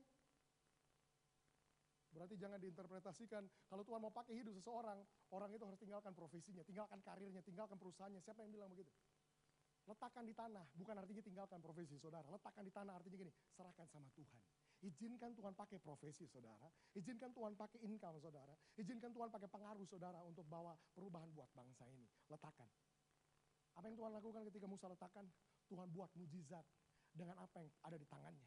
Tadinya bisnis saudara cuma kecil-kecilan terus. Tadinya income saudara cuma segitu-segitu aja. Tadinya pengaruh saudara ya cuma itu-itu aja. Tapi ketika Tuhan, saudara mulai izinkan Tuhan pakai itu, tiba-tiba mulai meledak di situ. Bisnis saudara yang saudara nggak duga-duga mulai meledak di situ. Income saudara yang tadi saudara bikin udah 10 tahun naiknya kecil terus, tiba-tiba mulai ada lompatan di situ, terobosan di situ. Pengaruh saudara yang saudara cuma kenal gini-gini, tiba-tiba Tuhan mulai angkat saudara tinggi. Tuhan mulai buat mujizat dengan apa yang ada di tangan saudara. Hari ini saya mau tantang kita, berapa banyak di antara kita yang sesudah dengar pesan ini berani bilang ini Tuhan sama seperti Musa. Kami penuh dengan keraguan, kami nggak tahu apa yang kami harus lakukan, kami ragu-ragu Tuhan. Tapi kami juga tahu Tuhan pada akhirnya kami nggak bisa kalahkan Engkau, kami nggak bisa yakinkan Engkau untuk rubah pikiran. Kami tahu pada akhirnya kami akan nyerah juga. Maka sama seperti Musa Tuhan, kami mau bilang Tuhan biar rencanamu yang jadi atas hidupku Tuhan. Dan sama seperti Musa, kami mau izinkan Tuhan untuk pakai tongkat kami. Saya mau tantang saudara, berapa banyak di antara saudara yang siap melakukan itu hari ini. Mari kita berdoa sama-sama. Tuhan kami bersyukur buat pesan ini yang boleh kami dengar hari ini. Hari ini kami dengar pesan tentang bagaimana Tuhan mau mengubah bangsa kami. Kami tahu Tuhan bahwa kami sedang hidup di dalam masa itu. Bahwa sekarang adalah waktunya. Sekarang adalah musimnya. Di mana transformasi akan segera terjadi buat bangsa ini. Tapi kami dengar di awal bahwa untuk Tuhan bisa mengubah satu bangsa, Tuhan akan butuh ada orang-orang yang siap untuk diutus untuk membawa pembebasan buat bangsa ini. Tuhan selama ini kami sekedar menantikan secara pasif untuk lihat perubahan bangsa ini. Hari ini kami baru ngerti Tuhan, bahwa ternyata Tuhan lagi tunggu untuk kami bangkit dan lakukan sesuatu buat bangsa ini. Dan hari ini Tuhan kami sadar bahwa ternyata semua yang kami butuhkan untuk bisa Tuhan pakai untuk mengubah bangsa ini, semuanya udah ada di tangan kami. Profesi kami, penghasilan kami, dan pengaruh kami. Tuhan hari ini aku sampaikan pesanmu di tempat ini. Aku berdoa dan percaya ada orang-orangmu yang bangkit dari tempat ini. Orang-orang yang akan menjawab panggilan Tuhan untuk Tuhan bangkitkan sebagai pembebas bangsa ini. Ada orang-orang di tempat ini yang siap untuk letakkan tongkat mereka, untuk persembahkan profesi mereka, income mereka, pengaruh mereka, untuk izinkan Tuhan pakai hal-hal itu, untuk mereka mulai lakukan perubahan atas bangsa ini lewat hidup mereka. Hari ini saya mau berdoa dan lepaskan anugerah Tuhan buat saudara yang bilang, Tuhan aku mau rencanamu jadi atas hidupku. Tuhan aku siap Tuhan untuk letakkan tongkatku. Aku siap Tuhan untuk letakkan, untuk berikan sama Tuhan profesiku, incomeku dan pengaruhku Tuhan. Untuk Tuhan pakai agar lewat hidupku Tuhan. Ada orang di bangsa ini yang akan ditolong. Ada orang-orang susah di bangsa ini akan dibebaskan. Ada area-area yang terbelenggu di bangsa ini akan dimerdekakan lewat hidupku. Saudara yang siap bilang itu sama Tuhan. Saudara yang siap angkat tongkat saudara, yang siap untuk lepaskan tongkat saudara. Boleh gak saya minta saudara untuk bangkit berdiri di tempat saudara masing-masing. Saya mau berdoa buat saudara. Berdiri di tempat saudara masing-masing, saudara gak perlu maju ke depan. Berdiri di tempat saudara masing-masing. Boleh gak saudara angkat kedua tangan saudara. Angkat kedua tangan saudara. Tanda saudara nyerah sama Tuhan, bilang Tuhan ini seluruh hidupku. Termasuk di dalamnya profesiku, incomeku dan pengaruhku Tuhan. Tuhan aku lepaskan hari ini. Pakai profesiku Tuhan. Agar lewat apa yang aku kerjakan sehari-hari. Ada orang-orang yang bisa aku tolong. Bukan cuma aku jadi guru secara profesional. Tapi di waktu luangku, aku mulai menyediakan pendidikan-pendidikan gratis. Buat orang-orang di kolong jembatan. Tuhan bukan cuma aku berbisnis secara profesional. Tapi kemudian aku mulai ciptakan bisnis-bisnis. Yang bisa memakan lapangan pekerjaan. Menciptakan lapangan pekerjaan. Untuk tolong orang-orang yang nganggur. Tuhan aku bukan sekedar dari artis-artis yang terkenal dan cari duit buat diriku sendiri. Tapi lewat dunia keartisanku, aku mulai menyebarkan buat bangsa ini nilai-nilai yang benar. Pakai profesiku Tuhan, pakai incomeku Tuhan, dan pakai pengaruh yang kami punya untuk mulai mendatangkan kebebasan buat bangsa ini. Tuhan aku berdoa buat setiap orang-orang ini yang siap melepaskan tongkat mereka hari ini. Aku berdoa Tuhan pakai hidup setiap mereka. Untuk Tuhan jadikan pembebas-pembebas buat bangsa ini. Dan Indonesia tidak akan pernah sama lagi. Ketika mereka mulai bangkit dan lakukan perubahan buat bangsa ini. Pakai hidup mereka. Mereka yang setia sama yang kecil. Tuhan aku berdeklarasikan atas mereka. Mereka akan Tuhan percayakan perkara-perkara yang jauh lebih besar. Bahwa lewat mereka bangsa ini akan diubahkan. Lewat mereka kemiskinan akan diberantas. Lewat mereka buta huruf akan dihapuskan. Lewat mereka korupsi akan dibasmi. Tuhan pakai generasi ini untuk bawa transformasi buat bangsa ini. Dan kami akan lihat Indonesia yang baru. Indonesia tidak akan pernah sama lagi. Indonesia yang merdeka dan bebas sepenuhnya. Dan Yesus yang ada di tengah-tengahnya. Kami bersyukur Tuhan buat pesan ini hari ini. Di dalam nama Tuhan Yesus kami berdoa dan bersyukur. Yang percaya sama-sama katakan. Amin. Amin. Silakan duduk saudara. Dan atas nama Gembala. You're more than enough. You're more than enough for me. Jesus, you're all I need.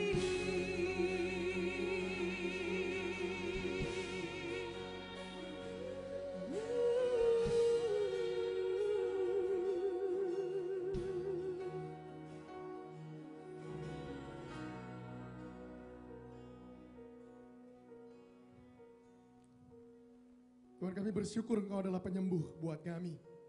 Tapi kami sedang hidup di satu waktu, di satu masa di mana kami percaya bahwa Engkau akan mendatangkan kesembuhan bukan hanya atas pribadi demi pribadi, tapi kami percaya kami sedang hidup di satu masa di mana Engkau menyembuhkan bangsa kami. Tuhan, datangkan kesembuhan atas Indonesia. Kami tahu bahwa waktu-waktu yang terbaik buat bangsa ini ada di depan kami. Bahwa bangsa ini akan disembuhkan, bahwa bangsa ini akan dipulihkan, bahwa bangsa ini akan mengalami masa-masa keemasannya.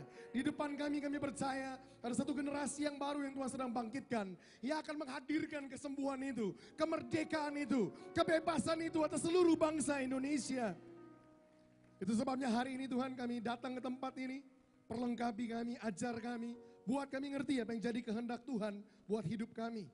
Sehingga kami bisa ngerti bagaimana memposisikan diri kami di dalam musim yang baru di depan kami. Bagaimana kami bisa temukan diri kami di dalam pusat rencana Tuhan.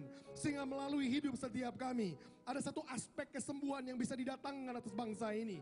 Aspek orang-orang miskin yang bisa dibantu, orang-orang yang sakit yang bisa ditolong, orang-orang yang kesusahan yang bisa dirubah hidupnya. Tolong setiap kami untuk ngerti rencanamu Tuhan, di waktu dan di musim di mana kami hidup saat ini. Sehingga lewat hidup kami ada satu kemerdekaan, ada satu kebebasan yang baru yang bisa kami hadirkan di bangsa ini. Kami siap Tuhan sebentar untuk duduk, dengar apa yang Tuhan mau katakan buat hidup kami. Kami sambut firman-Mu atas hidup kami di dalam nama Tuhan Yesus. Yang percaya sama-sama katakan amin, amin, amin. Silahkan duduk saudara. Shalom, selamat siang semua. Ini yang jawab kenapa lemes banget. Selamat siang semua. Nah, itu jauh lebih baik. Senang sekali hari ini saya bisa datang ke sini sekali lagi. Saya berharap benar saudara nggak bosan saya datang terus ke sini. Hari ini saya datang, saya diberikan satu tema yang saya tahu berhubungan dengan bulan ini. Kemana-mana saya diundang sepanjang bulan ini temanya seragam. Tentang kebebasan, tentang kemerdekaan. Dan hari ini saya percaya ada satu pesan yang khusus, yang spesifik berkenaan dengan tema itu yang kita akan dengar sama-sama. Kebebasan atau kemerdekaan yang saya akan bicara tentangnya hari ini, saya mau hubungkan dengan bangsa ini. Mungkin dari minggu-minggu yang lalu saudara sudah dengar banyak aspek lain tentang kemerdekaan, tentang kebebasan. Mungkin ada yang lebih bersifat pribadi, bagaimana saudara bisa bebas dari belenggu hidup saudara, dari sakit penyakit, dari ikatan, dari kebiasaan buruk, dari dosa dan lain-lain. Tapi hari ini saya mau bicara tentang kebebasan di dalam konteks yang jauh lebih luas. Saya mau bicara tentang kebebasan atau kemerdekaan atas bangsa Indonesia. Dan untuk itu saya mau ajak saudara langsung untuk buka firman Tuhan, yang darinya saya mau firman ini berbicara buat kita. Pesan yang kita akan terima hari ini akan bersifat profetik buat kebanyakan kita. Jadi saya percaya ini adalah pesan untuk musim ini. Tapi melaluinya saudara akan ngerti bagaimana Tuhan mau tantang saudara untuk bangkit di hari-hari ke depan. Karena melalui hidup saudara, Tuhan mau lakukan sesuatu atas bangsa ini. Khotbah ini saya ambil dari Keluaran. Saya mau ajak saudara buka Keluaran. Saya ambil dari Keluaran pasal yang pertama sampai Keluaran pasal yang keempat. Jadi 4 pasal. Sudah pasti kita nggak akan baca satu persatu.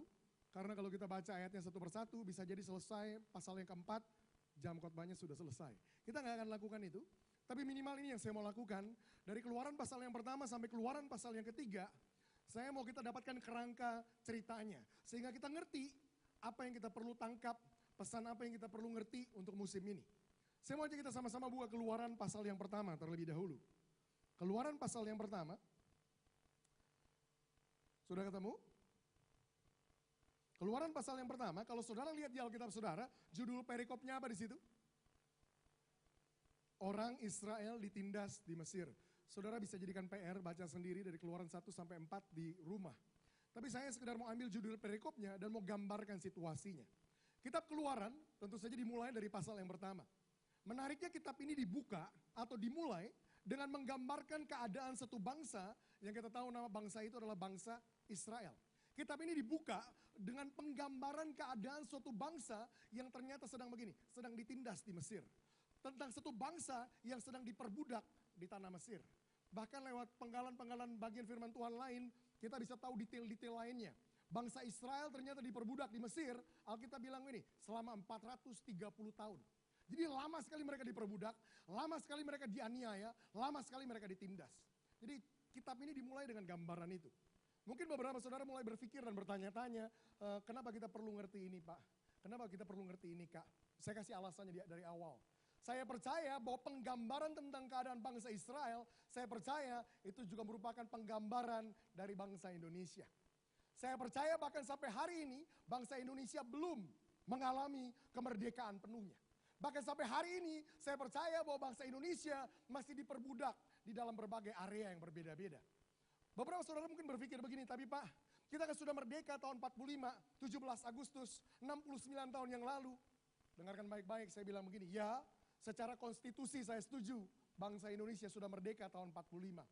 Tapi secara realita, secara kenyataan, kalau saudara buka mata saudara dan lihat keadaan di luar sana, saudara akan temukan begini, bahkan sampai hari ini, bangsa ini masih ditindas dengan yang namanya kemiskinan, masih ditindas dengan namanya pendidikan yang rendah, masih dianiaya dengan yang namanya buta huruf, masih diperbudak dengan yang namanya narkoba, masih diperbudak dengan yang namanya korupsi. Dengan kata lain, secara realita bangsa Indonesia belum mengalami kemerdekaannya yang sebenarnya, belum mengalami kebebasan penuhnya. Jadi kita punya kesamaan dengan apa yang digambarkan di Keluaran pasal yang pertama. Keluaran pasal yang pertama, bangsa Israel ditindas. Indonesia sampai hari ini saya percaya masih ngalamin berbagai bentuk penindasan, berbagai bentuk perbudakan di bangsa ini. Kita punya kesamaan dengan cerita ini. Keluaran pasal yang kedua. Keluaran pasal yang kedua. Keluaran pasal yang kedua judul perikopnya apa? Musa lahir dan diselamatkan. Menarik sekali, ingat baik-baik konteksnya. Di tengah-tengah suatu bangsa yang keadaannya sedang ditindas, yang sedang diperbudak, Tuhan munculkan orang ini yang namanya Musa. Mungkin Musa, sama seperti saudara dan saya, kita bisa sama-sama tanya begini, Tuhan, kenapa sih kami harus lahir di tengah-tengah satu bangsa yang keadaannya masih teraniaya, yang keadaannya masih tertindas, yang keadaannya masih diperbudak dengan berbagai macam hal. Mungkin Musa, sama seperti kita, bisa tanya hal yang serupa. Tapi dengarkan poin saya baik-baik. Saya percaya enggak kebetulan Tuhan sengaja munculkan Musa di tengah-tengah satu bangsa yang keadaannya masih tertindas. Kenapa? Karena saya percaya Tuhan punya rencana melalui hidup Musa. Dan sama seperti Tuhan punya rencana atas hidup Musa. Tuhan sengaja munculkan Musa di tengah-tengah satu bangsa yang sedang ditindas dan diperbudak, yang sedang dianiaya. Saya percaya begini. Saya juga percaya bahwa gak kebetulan saudara Tuhan munculkan, Tuhan lahirkan, Tuhan besarkan di bangsa ini. Di tengah-tengah keadaan bangsa Indonesia yang belum merdeka sepenuhnya. Yang belum mengalami kebebasan sepenuhnya. Di tengah-tengah keadaan bangsa Indonesia yang masih diperbudak, yang masih ditindas, yang masih dianiaya. Saya percaya saudara ada di bangsa ini bukan karena kebetulan. Saya percaya Tuhan munculkan saudara di bangsa ini karena Tuhan punya rencana buat hidup saudara. Sama seperti Tuhan punya rencana buat hidup Musa, Tuhan punya rencana buat hidup saudara. Keluaran pasal yang ketiga. Nah, Keluaran pasal yang ketiga adalah tempatnya di mana ceritanya menjadi semakin menarik. Kenapa? Karena di Keluaran pasal yang ketiga adalah pertama kalinya Tuhan mulai singkapkan rencananya atas Musa. Ini pertama kalinya Tuhan bukakan rencananya buat Musa. Dan sama seperti banyak di antara saudara di tempat ini hari ini. Saya percaya hari ini akan jadi hari di mana buat banyak di antara saudara, Tuhan mau mulai singkapkan rencananya buat saudara di bangsa ini. Tuhan mau mulai bukakan buat saudara apa yang jadi rencana dia, apa yang menjadi tujuan dia. Kenapa munculkan saudara di tengah-tengah bangsa Indonesia. Dan perhatikan baik-baik apa yang Tuhan ngomong sama Musa. Dan saya mau kita simak ini dengan seksama. Tuhan mulai ngomong sama Musa di Keluaran pasal yang ketiga, ayat yang ketujuh. Keluaran pasal yang ketiga, ayat yang ketujuh, Alkitab bilang begini. Dan Tuhan berfirman, jadi ini Tuhan mulai ngomong.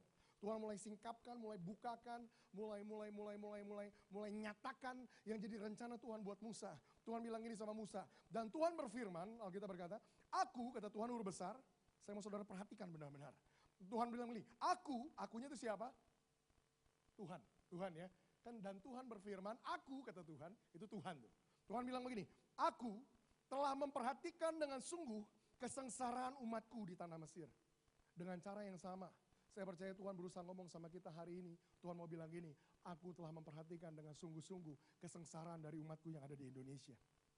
Jangan berpikir selama ini bangsa ini ditindas, selama ini bangsa ini diperbudak dengan kemiskinan, dengan kelaparan, dengan narkoba, dengan pesta pora, dengan kekerasan, dengan korupsi dan lain-lain. Jangan berpikir bahwa Tuhan kita nggak mau melihat. Jangan berpikir bahwa Tuhan kita buta dan nggak memperhatikan keadaan bangsa ini. Saya percaya sebagaimana Tuhan ngomong ini sama Musa buat bangsa Israel, hari ini pun saya percaya Tuhan mau ngomong ini sama kita di Indonesia. Tuhan mau bilang gini, aku telah memperhatikan dengan sungguh-sungguh kesengsaraan dari umatku yang ada di Indonesia. Dengarkan ini baik-baik, gak berhenti di situ. Tuhan lanjutkan dan bilang gini sama Musa. Tuhan bilang gini, dan aku telah mendengar seruan mereka yang disebabkan oleh pengerah-pengerah mereka. Ya, aku mengetahui penderitaan mereka. Lebih lanjut Tuhan bukan cuma bilang aku telah memperhatikan kesengsaraan bangsa Indonesia. Saya percaya Tuhan juga berusaha ngomong gini sama kita. Bukan cuma Tuhan bilang aku telah memperhatikan, tapi Tuhan juga mau ngomong gini. Aku juga telah mendengar seruan-seruan mereka yang disebabkan oleh pengerah-pengerah mereka. Yang disebabkan oleh orang-orang yang menganiaya mereka selama ini. Aku telah mendengar seruan mereka. Dengarkan ini baik-baik. Minimal sejauh yang saya bisa ingat. Dari tahun 98, hari pertama kali saya bertobat, bangsa ini mengalami gejolak yang sangat hebat di saat itu. Saudara tahu krisis moneter, kerusuhan dan lain-lain. Minimal sejauh itu saya bisa ingat. Ada satu hal yang gereja-gereja di Indonesia mulai lakukan. Apa itu? Gereja di mana-mana di seluruh Indonesia, mereka mulai bangkit, mereka mulai berdiri, dan mereka mulai berseru kepada Tuhan. Benar? Gereja mulai menyerukan, mulai mendoakan satu tema yang sama. Apa yang kita mau? Kita mau Indonesia ngalami transformasi. Kita mau Indonesia ngalamin perubahan. Benar? Selama ini kita doa, seolah-olah kayak doa kita gak pernah sampai ke Tuhan. Tapi hari ini saya percaya, Tuhan berusaha tekankan ini buat kita. Tuhan bilang begini, bukan cuma aku telah memperhatikan kesengsaraan umatku di Indonesia, tapi Tuhan juga mau bilang, aku juga telah mendengar seruan-seruan mereka yang disebabkan oleh aniaya yang mereka terima selama ini. Semua doa-doa kita, Tuhan mau ngomong hari ini, Tuhan sudah dengar doa-doa kita. Dan lebih lanjut lagi Tuhan bilang ini, ya aku mengetahui penderitaan mereka. Kata aku mengetahui penderitaan mereka yang dipakai di situ, kata mengetahui di situ punya implikasi begini. Bukan Tuhan cuma tahu, tapi kata mengetahui begini. Aku bisa merasakan penderitaan mereka. Coba-coba, saudara lihat progressionnya, peningkatannya. Pertama Tuhan bilang, aku memperhatikan kesengsaraan mereka. Kedua Tuhan bilang, aku juga sudah dengar seruan mereka. Dan terakhir Tuhan bilang begini, aku bahkan bisa merasakan apa yang mereka rasakan. Harusnya ketika saudara mulai dengar ini, Tuhan ngomong buat bangsa Indonesia, harusnya ada orang-orang di sini yang mulai excited. Kenapa? Karena ketika Tuhan dengar doa kita, karena ketika Tuhan bisa rasakan apa yang kita rasakan, kita harusnya bisa punya harapan lebih besar bahwa ini waktunya Tuhan memang mau lakukan sesuatu. Lebih lanjut Tuhan ngomong sama Musa. Bukan cuma Tuhan bilang aku telah memperhatikan, bukan cuma Tuhan bilang aku telah mendengar seruan mereka, bukan cuma Tuhan bilang aku telah merasakan penderitaan mereka. Tuhan bilang begini kemudian sama Musa, sebab itu. Kata sebab itu merupakan kesimpulan yang dia ambil. Kata sebab itu merupakan solusi yang dia tawarkan. Sebab itu. Kenapa dia bisa bilang sebab itu? Sebab apa yang telah aku perhatikan, apa yang telah aku dengar, apa yang telah aku rasakan. Tuhan ambil kesimpulan begitu. Sebab itu. Dia putuskan untuk lakukan sesuatu. Dan Tuhan bilang begini, sebab itu kata Tuhan. Sebab itu aku kata Tuhan, perhatikan kata ini. Aku telah turun untuk melepaskan mereka dari tangan orang Mesir dan menuntun mereka keluar dari negeri itu ke suatu negeri yang baik dan luas, suatu negeri yang berlimpah-limpah susu dan madunya, ke tempat orang Kanaan, orang Het, orang Amori, orang Feris, orang Hewi dan orang Yebus. Perhatikan Tuhan bilang begini, sebab itu. Ini kesimpulan Tuhan. Tuhan memutuskan untuk bertindak. Tuhan memutuskan untuk lakukan sesuatu. Lakukan apa? Tuhan bilang gini, sebab itu aku telah turun dari sorga. Bukan cuma Tuhan bilang, dia udah perhatikan kesengsaraan kita. Bukan cuma Tuhan bilang, dia udah dengar doa kita. Bukan cuma Tuhan bilang, dia udah rasakan penderitaan kita. Tapi dia buat kesimpulan, dia buat keputusan. Sebab itu kata Tuhan, aku telah turun dari sorga. Untuk apa? Untuk melepaskan aniaya yang mereka alami.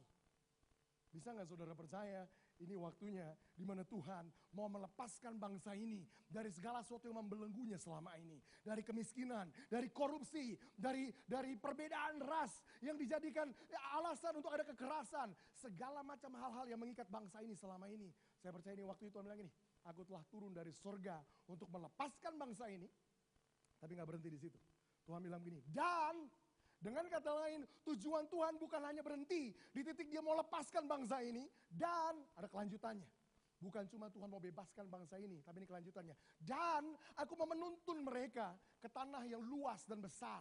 Ke tempat yang aku janjikan sama mereka. Tanah yang limpah dengan susu dan madu. Apa itu? Kita sebutnya tanah perjanjian.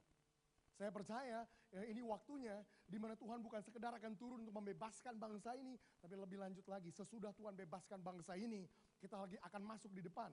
Ke satu waktu di mana gini, Tuhan akan tuntun bangsa ini. Tuhan akan bawa bangsa ini. Tuhan akan pimpin bangsa ini kemana? Ke tanah perjanjiannya. Apa itu? Tanah perjanjian bukan lokasi geografis. Bangsa ini gak akan direlokasi, bukan itu. Tanah perjanjian bicara tentang begini, keadaan asal. Ketika Tuhan menciptakan Indonesia, saya percaya ketika Tuhan ciptakan Indonesia, Indonesia gak diciptakan jadi bangsa yang miskin. Saya percaya Indonesia gak diciptakan jadi bangsa yang minta-minta. Saya percaya Indonesia gak diciptakan jadi bangsa yang bodoh. Saya percaya Indonesia gak diciptakan Tuhan jadi bangsa yang rusak dan hancur seperti sekarang. Itu sebabnya Tuhan mau bebaskan bangsa ini, tapi gak berhenti di situ. Sesudah Tuhan bebaskan bangsa ini, saya percaya Tuhan akan bawa bangsa ini ke masa keemasannya. Bahwa hari-hari terbaik buat bangsa Indonesia lagi ada di depan kita. Saudara yang tinggal di Indonesia hari ini, secara praktis saya minimal bisa ngomong begini, jangan pindah kemana-mana. Saudara pikir di luar ada kesempatan yang lebih baik, saudara mau ke Singapura, saudara mau ke Amerika, saudara mau saya kasih tahu begini. Kesempatan yang terbaik ada di bangsa ini di depan. Saudara akan lihat apa yang Amerika belum pernah lihat. Saudara akan lihat apa yang Singapura belum pernah lihat. Saudara akan lihat di bangsa ini, Tuhan akan bawa ke tanah perjanjiannya. Saudara akan lihat bagaimana bangsa ini, Tuhan akan buat makmur dan jadi bangsa yang besar.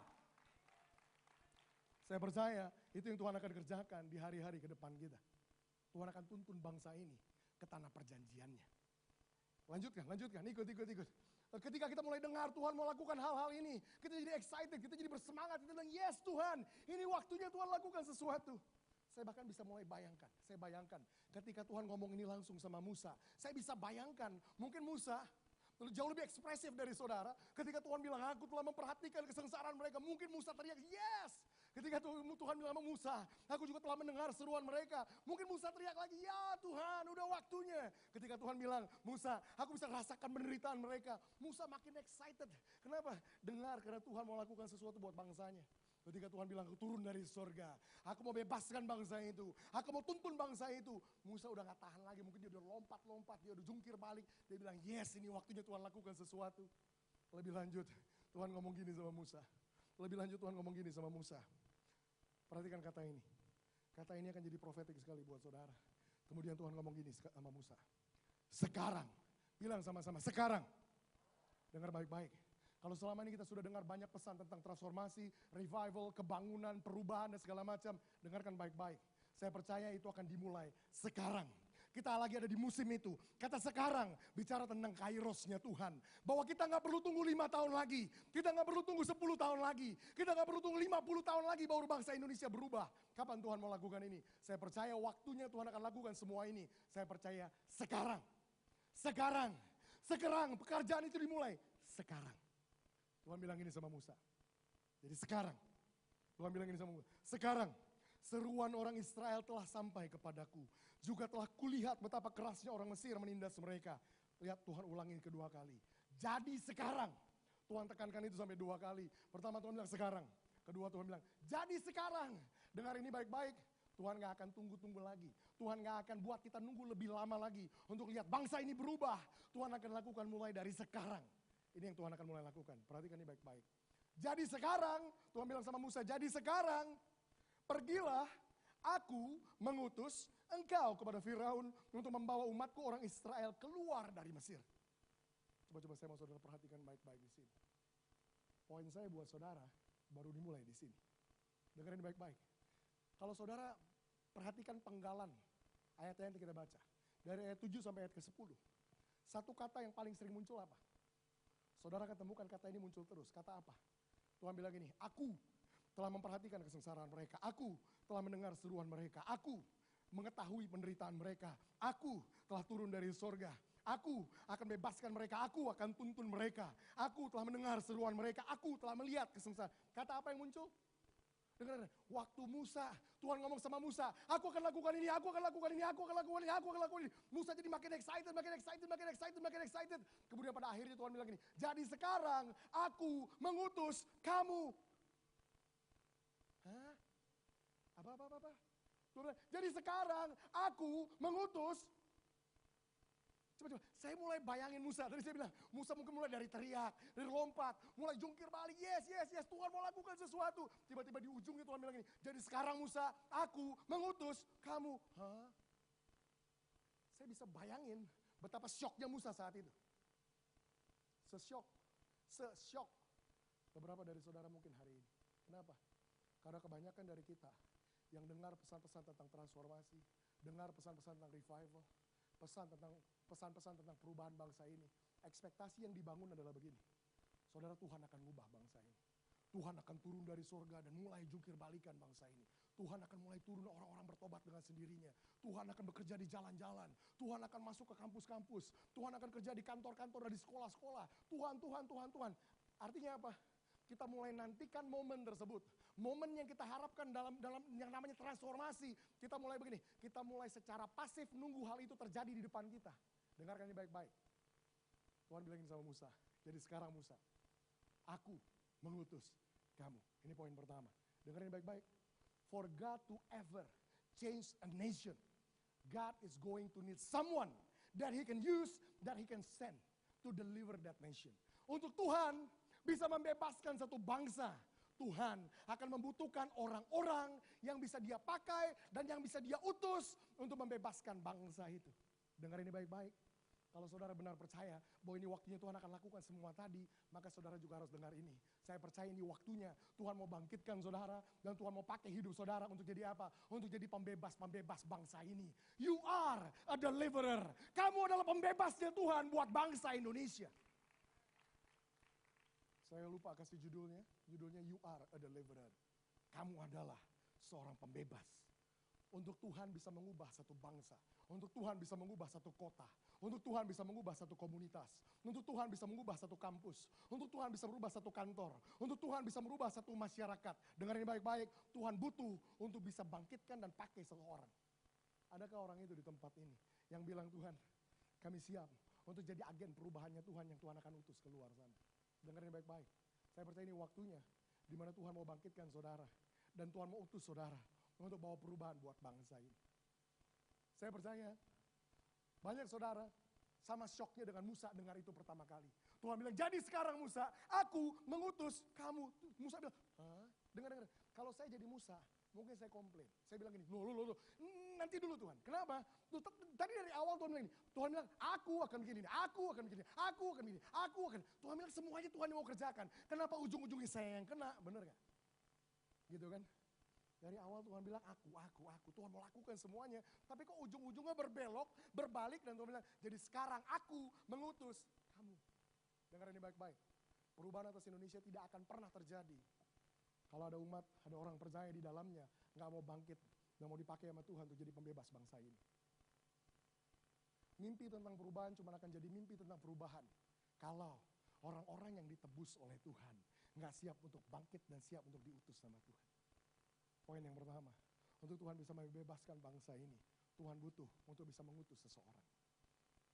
Beberapa saudara mungkin mulai cerna ini pelan-pelan dan oke, saudara masih berusaha untuk melewati bagian syoknya. Musa syok, saya kasih tahu Musa syok berat. Kenapa? Kalau saudara baca dari ayat 10 dan seterusnya, Musa lakukan ini sama Tuhan. Musa mulai berdebat sama Tuhan. Musa mulai berusaha meyakinkan Tuhan tentang betapa salahnya Tuhan memilih dirinya. Musa mulai ngomong, Tuhan tapi aku gak bisa ngomong, Tuhan aku gak bisa mimpin. Dia mulai kasih segala macam alasan sama Tuhan. Mungkin banyak, seperti kebanyakan di antara kita yang mulai berakal-akalan di otak. Tapi Tuhan, saya kan gak bisa khotbah, saya kan baca Alkitab belum fasih, Tuhan saya kan gak pernah sekolah Alkitab, Tuhan nyanyi juga saya fales.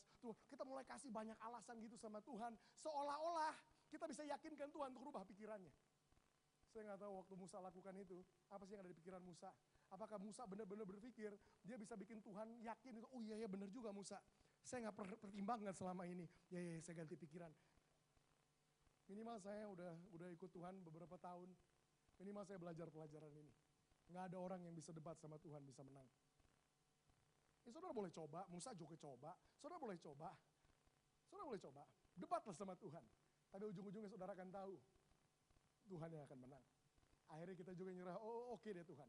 Dengerin baik-baik, semua perdebatan itu, Tuhan kasih jawaban buat semua concernnya Musa. Menariknya begini, semua perdebatan itu berakhir di Keluaran pasal 4 ayat yang pertama. Dan ini poin yang kedua, saudara lihat ini baik-baik. Keluaran pasal 4 ayat yang pertama, Alkitab bilang ini.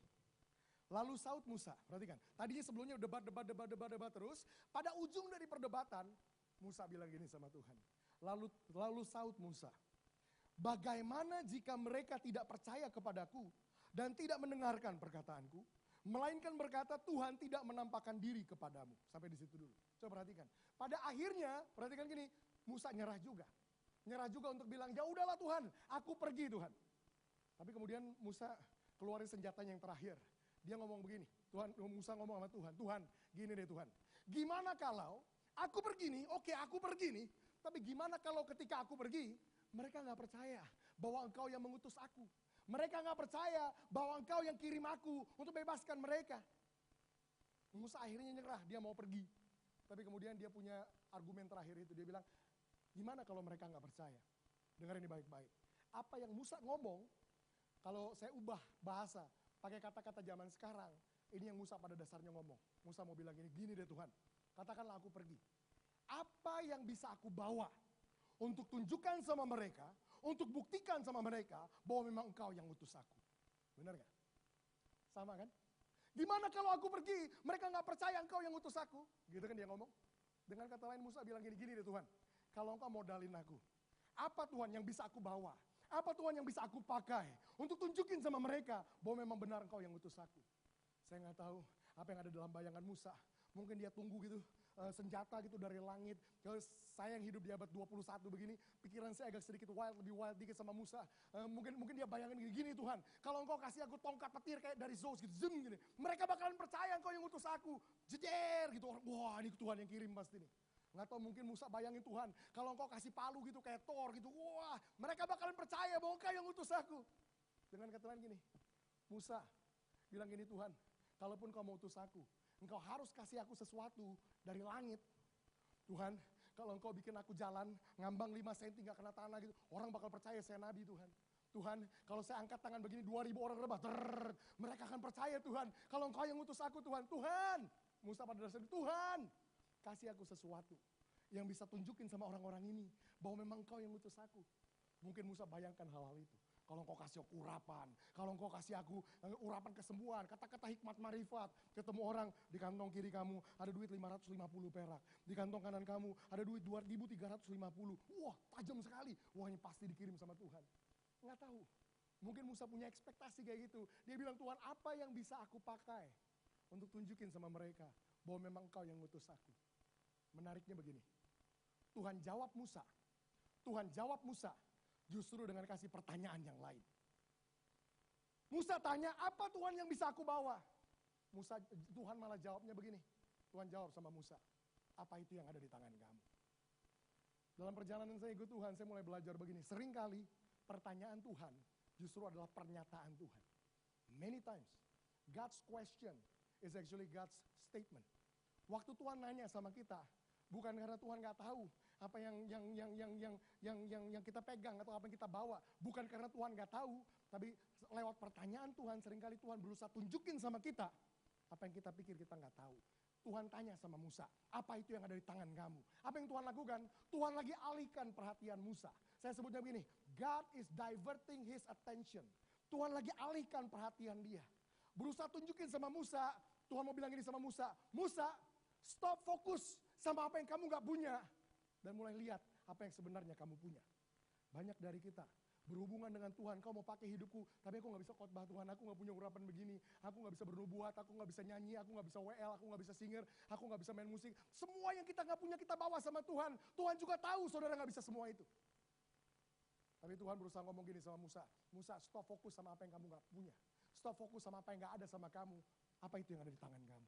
Mulai fokus sama apa yang selama ini aku udah percayakan sama kamu. Tuhan mengalihkan perhatian dia. Gak fokus sama apa yang dia gak punya, tapi mulai fokus sama apa yang dia punya. Saya kasih ilustrasi apa yang Tuhan lakukan sama Musa, yang namanya diversion of attention, pengalih perhatian. Boleh nggak saudara lihat di belakang itu jam menunjukkan jam berapa ya? Di belakang jam berapa? Hah? Oh oke. Beberapa saudara nengok ke belakang, saya tanya sama saudara, kira-kira saya sendiri bisa lihat gak jam itu? Bisa. Tapi ketika saya tanya itu, saudara nengok ke belakang, saudara berkata, oh di belakang ada jam. Baru, oh jamnya warna merah ya. Beberapa saudara mungkin baru ngeh. Bukan saya nggak bisa lihat, tapi saya alihkan perhatian saudara untuk saudara jadi bisa lihat apa yang selama ini saudara nggak sadari. Itu yang Tuhan lakukan sama Musa. Waktu Tuhan tanya, Musa apa itu yang di tangan kamu? Bukannya Tuhan sendiri nggak bisa lihat, Tuhan bisa lihat. Tapi Musa nggak sadar bahwa di tangannya udah ada sesuatu.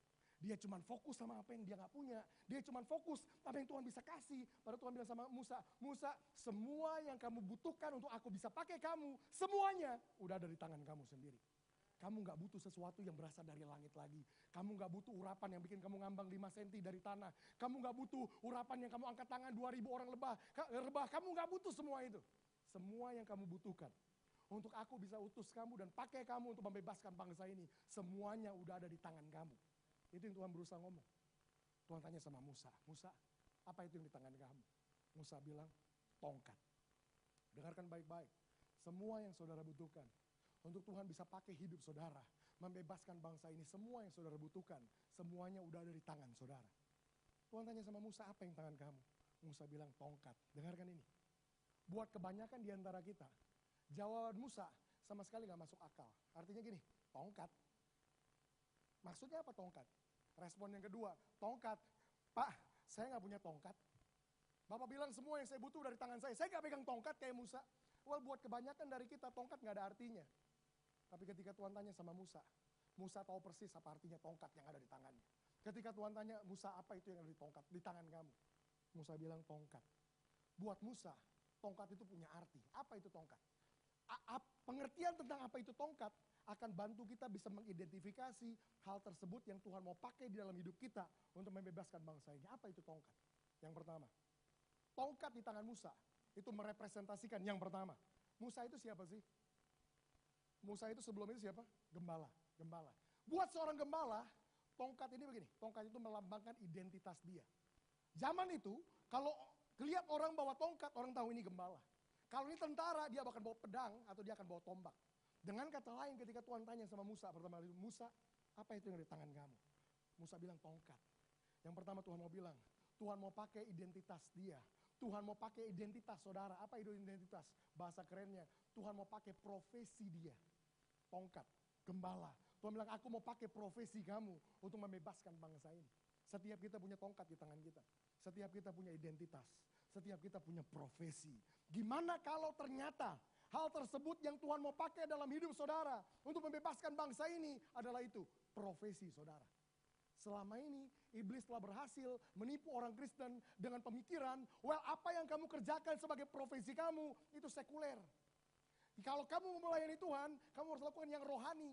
Padahal Tuhan mau bilang begini, Tuhan justru mau pakai apa yang kamu anggap sekuler selama ini. Profesi kamu justru itu yang Tuhan mau jadikan alat untuk membawa perubahan buat bangsa ini.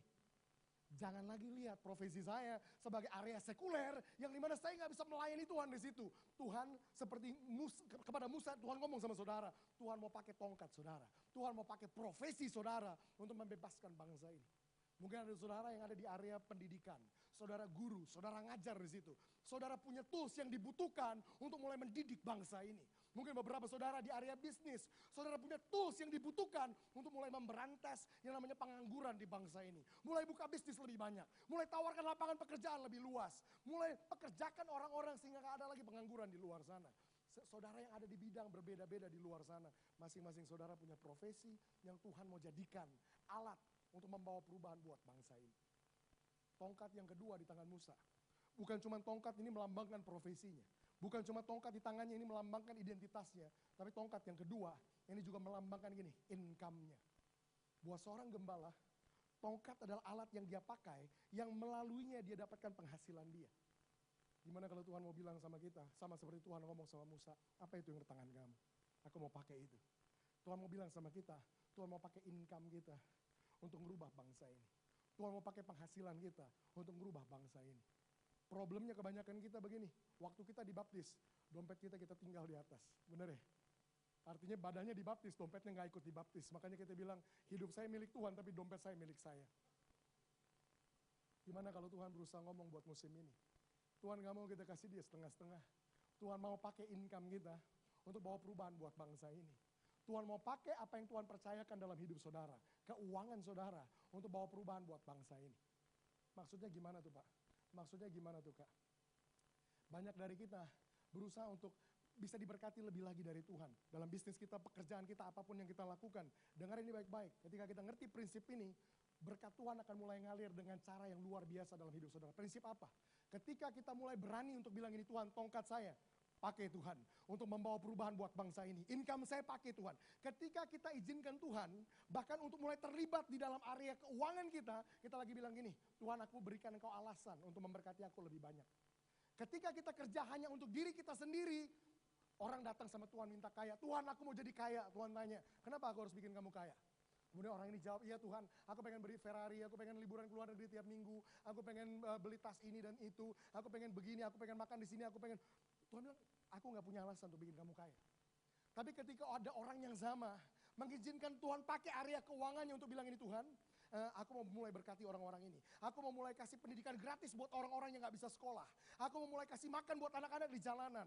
Aku mau mulai buka lapangan pekerjaan. Secara gak langsung dia lagi ngomong sama Tuhan begini, Tuhan, aku pakai keuangan yang kau percayakan kepadaku untuk mengubah bangsa ini. Ketika Tuhan lihat begitu, Tuhan bilang, aku punya alasan untuk bikin orang ini makin kaya. Kenapa? Karena keuangan yang aku percayakan sama dia, bukan artinya satu Ferrari lebih banyak, satu rumah lebih besar, bukan. Tapi keuangan yang makin banyak yang aku percayakan sama dia, artinya orang-orang yang lebih banyak hidupnya dirubah dan disentuh.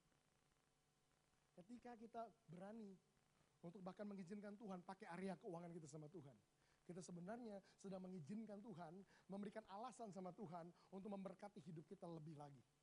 Banyak orang takut untuk keuangannya dipakai buat tujuan Tuhan. Kalau saya beri makin banyak, kalau saya tolong orang makin banyak, saya bakal makin miskin. Dengar ini baik-baik, saya minimal berani garanti ini, karena saya alamin dalam hidup saya. Ketika saudara berani untuk bantu orang lebih banyak, dengerin baik-baik. Ada sifat anti miskin akan nempel dalam hidup saudara. Ketika saudara mulai izinkan Tuhan pakai keuangan saudara untuk mulai berkati orang, bantu orang, tolong orang, untuk mulai bebaskan orang dari mengikat hidup mereka. Lihat ini, berkat Tuhan yang mengalir dalam hidup saudara menjadi jauh lebih deras dari semua waktu-waktu sebelumnya. Dengerin baik-baik, saudara gak akan jatuh miskin gara-gara tolong orang. Saudara gak akan pernah jatuh miskin ketika saudara pakai keuangan saudara untuk membebaskan bangsa ini. Tahu dari mana saya buktikan, saya praktekkan. Makin saya bantu orang, makin saya tolong orang, makin saya terlibat berkati orang-orang. Tiba-tiba bisnis berdatangan satu-satu, tiba-tiba Tuhan percayakan ini, tiba-tiba Tuhan percayakan itu. Ada hal-hal yang bertambah terus dalam hidup saya. Income, tongkat merepresentasikan income. Yang ketiga, yang terakhir, tongkat di tangan Musa. Bukan cuma profesi dia, identitas dia, bukan cuma income dia atau penghasilan dia, tapi tongkat yang ketiga bicara tentang dia punya influence, dia punya pengaruh. Kalau bahasa Inggrisnya gampang, identity, income, influence. Bahasa Indonesianya juga gampang, profesi, penghasilan, pengaruh. 3P, 3I. Pengaruh. Tongkat di tangan seorang gembala bukan cuman buat mejeng. Saya gembala, saya pakai tongkat, no. Tongkat itu ada fungsinya.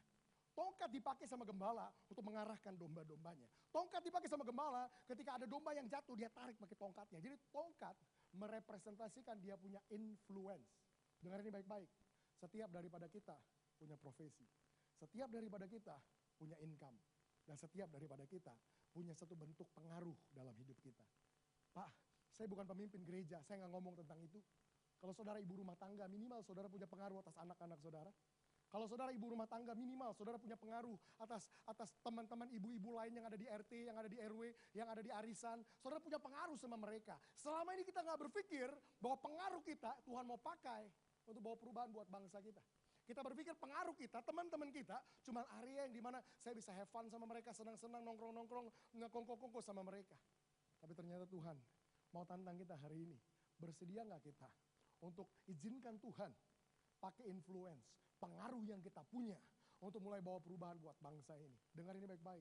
Kalau kita bilang barang siapa setia sama perkara-perkara yang kecil, dia akan dipercayakan sama perkara-perkara yang lebih besar. Apa artinya?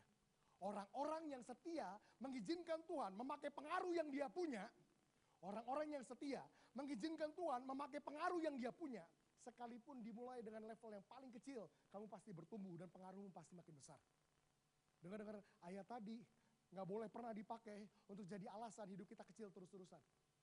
Ada orang yang hidupnya, pelayanannya, bisnisnya, apalah bentuknya, kecil terus-terusan. Kemudian kutip ayat itu, tapi kan Pak, saya setia sama perkara-perkara yang kecil.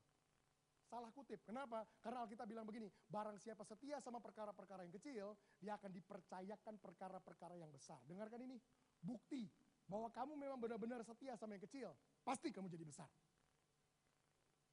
Artinya kalau kamu kecil dulu, sekarang, dan selama-lamanya, pasti ada yang salah dengan yang kecil yang kamu pegang, yang kamu kelola, dengan yang kamu tangani. Karena kalau kamu setia sama itu, gimana setia sama yang kecil? Bahkan pengaruh yang kecil-kecil kita mulai punya. Sama anak kita, ibu-ibu rumah tangga yang lain, teman-teman kita mulai pakai itu sebagai momen di mana kita mulai bisa touch orang lain. Ketika kita bergaul sama teman kita, sama orang-orang lain, kita mulai cari tahu apa sih problem mereka, apa sih kendala mereka, apa sih masalah mereka. Itu yang saya lakukan tiap hari. Saya sekedar expose diri saya dengan segala macam masalah. Saya ketemuin orang selalu tanya apa masalahnya, apa problemnya, apa yang saya lakukan. Saya lagi buka channel selebar-lebarnya, Tuhan bilang begini, Tuhan aku mau tahu masalah mereka, aku mau bantu masalah mereka. Tuhan melalui aku, engkau bisa alirkan anugerahmu. Melalui aku, engkau bisa tawarkan solusi buat orang-orang di sekitarku. Ketika kita berpikir, teman kita cuma buat teman, well, Tuhan gak punya alasan untuk alirkan apa-apa lewat itu. Izinkan Tuhan mulai pakai pengaruh kita untuk mulai mempengaruhi orang, mulai bantu orang, mulai bebaskan orang. Dan ini yang saya temukan, ada masalah yang bisa saya bantu, ada masalah yang saya gak bisa bantu.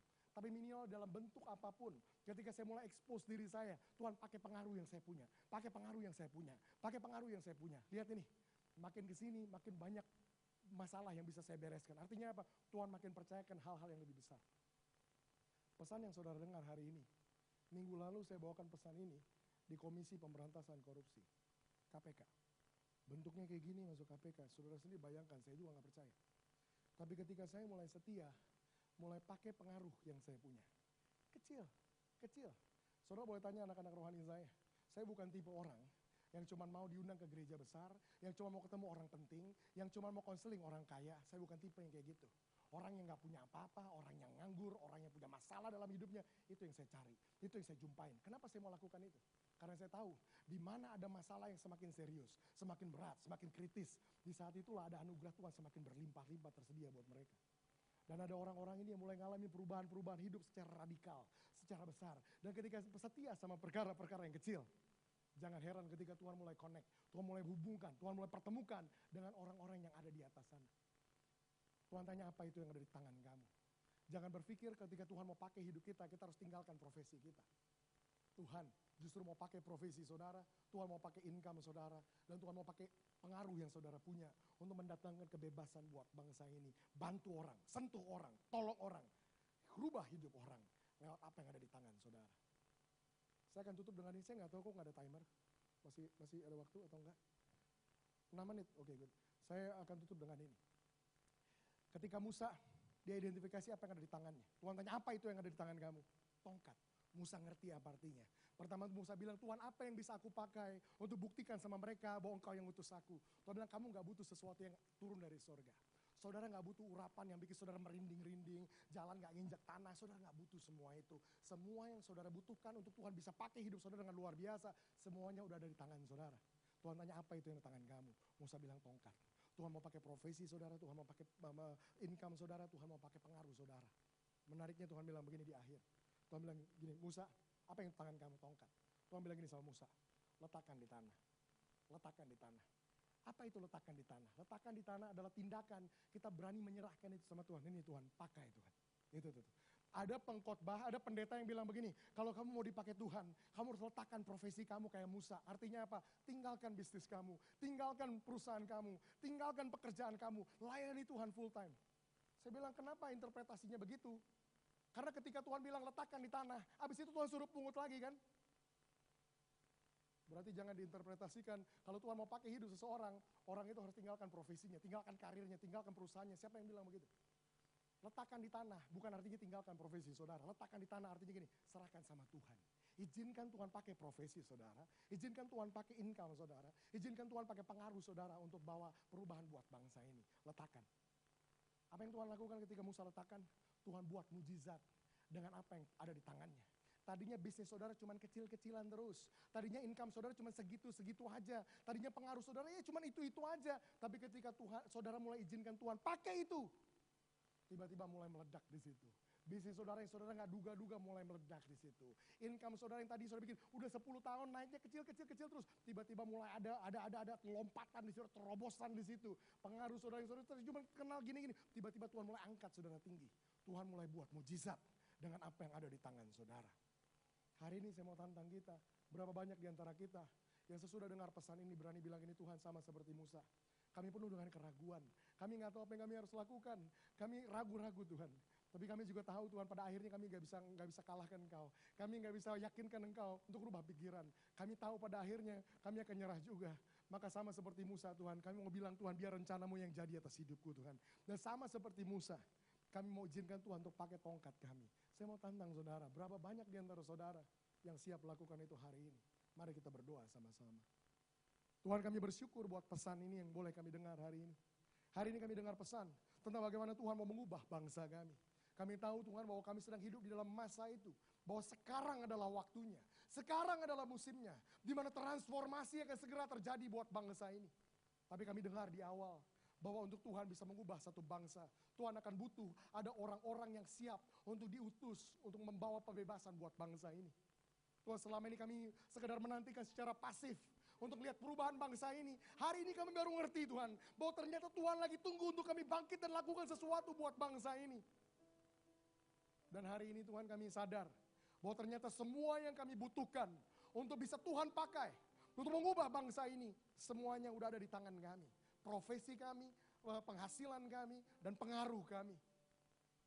Tuhan hari ini aku sampaikan pesanmu di tempat ini.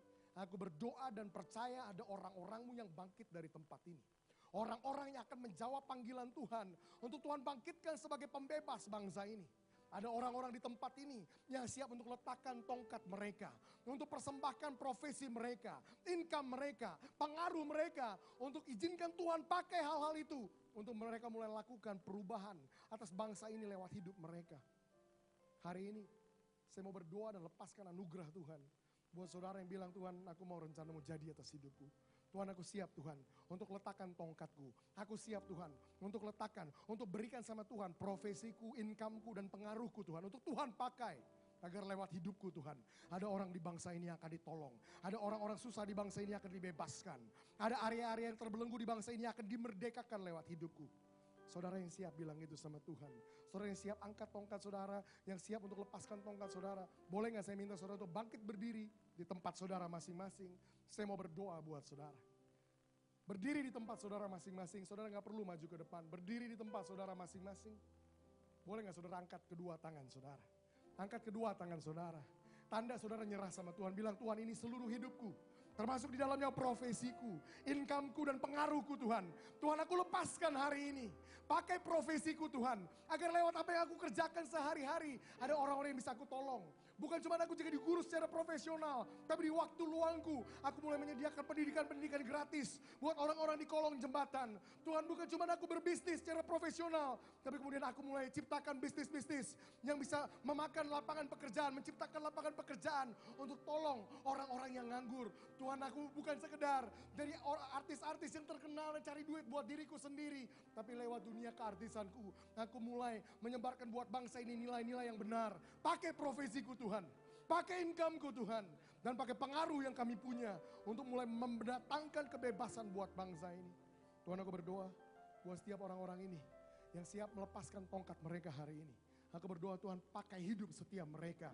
Untuk Tuhan jadikan pembebas-pembebas buat bangsa ini. Dan Indonesia tidak akan pernah sama lagi. Ketika mereka mulai bangkit dan lakukan perubahan buat bangsa ini. Pakai hidup mereka. Mereka yang setia sama yang kecil. Tuhan aku berdeklarasikan atas mereka. Mereka akan Tuhan percayakan perkara-perkara yang jauh lebih besar. Bahwa lewat mereka bangsa ini akan diubahkan. Lewat mereka kemiskinan akan diberantas. Lewat mereka buta huruf akan dihapuskan.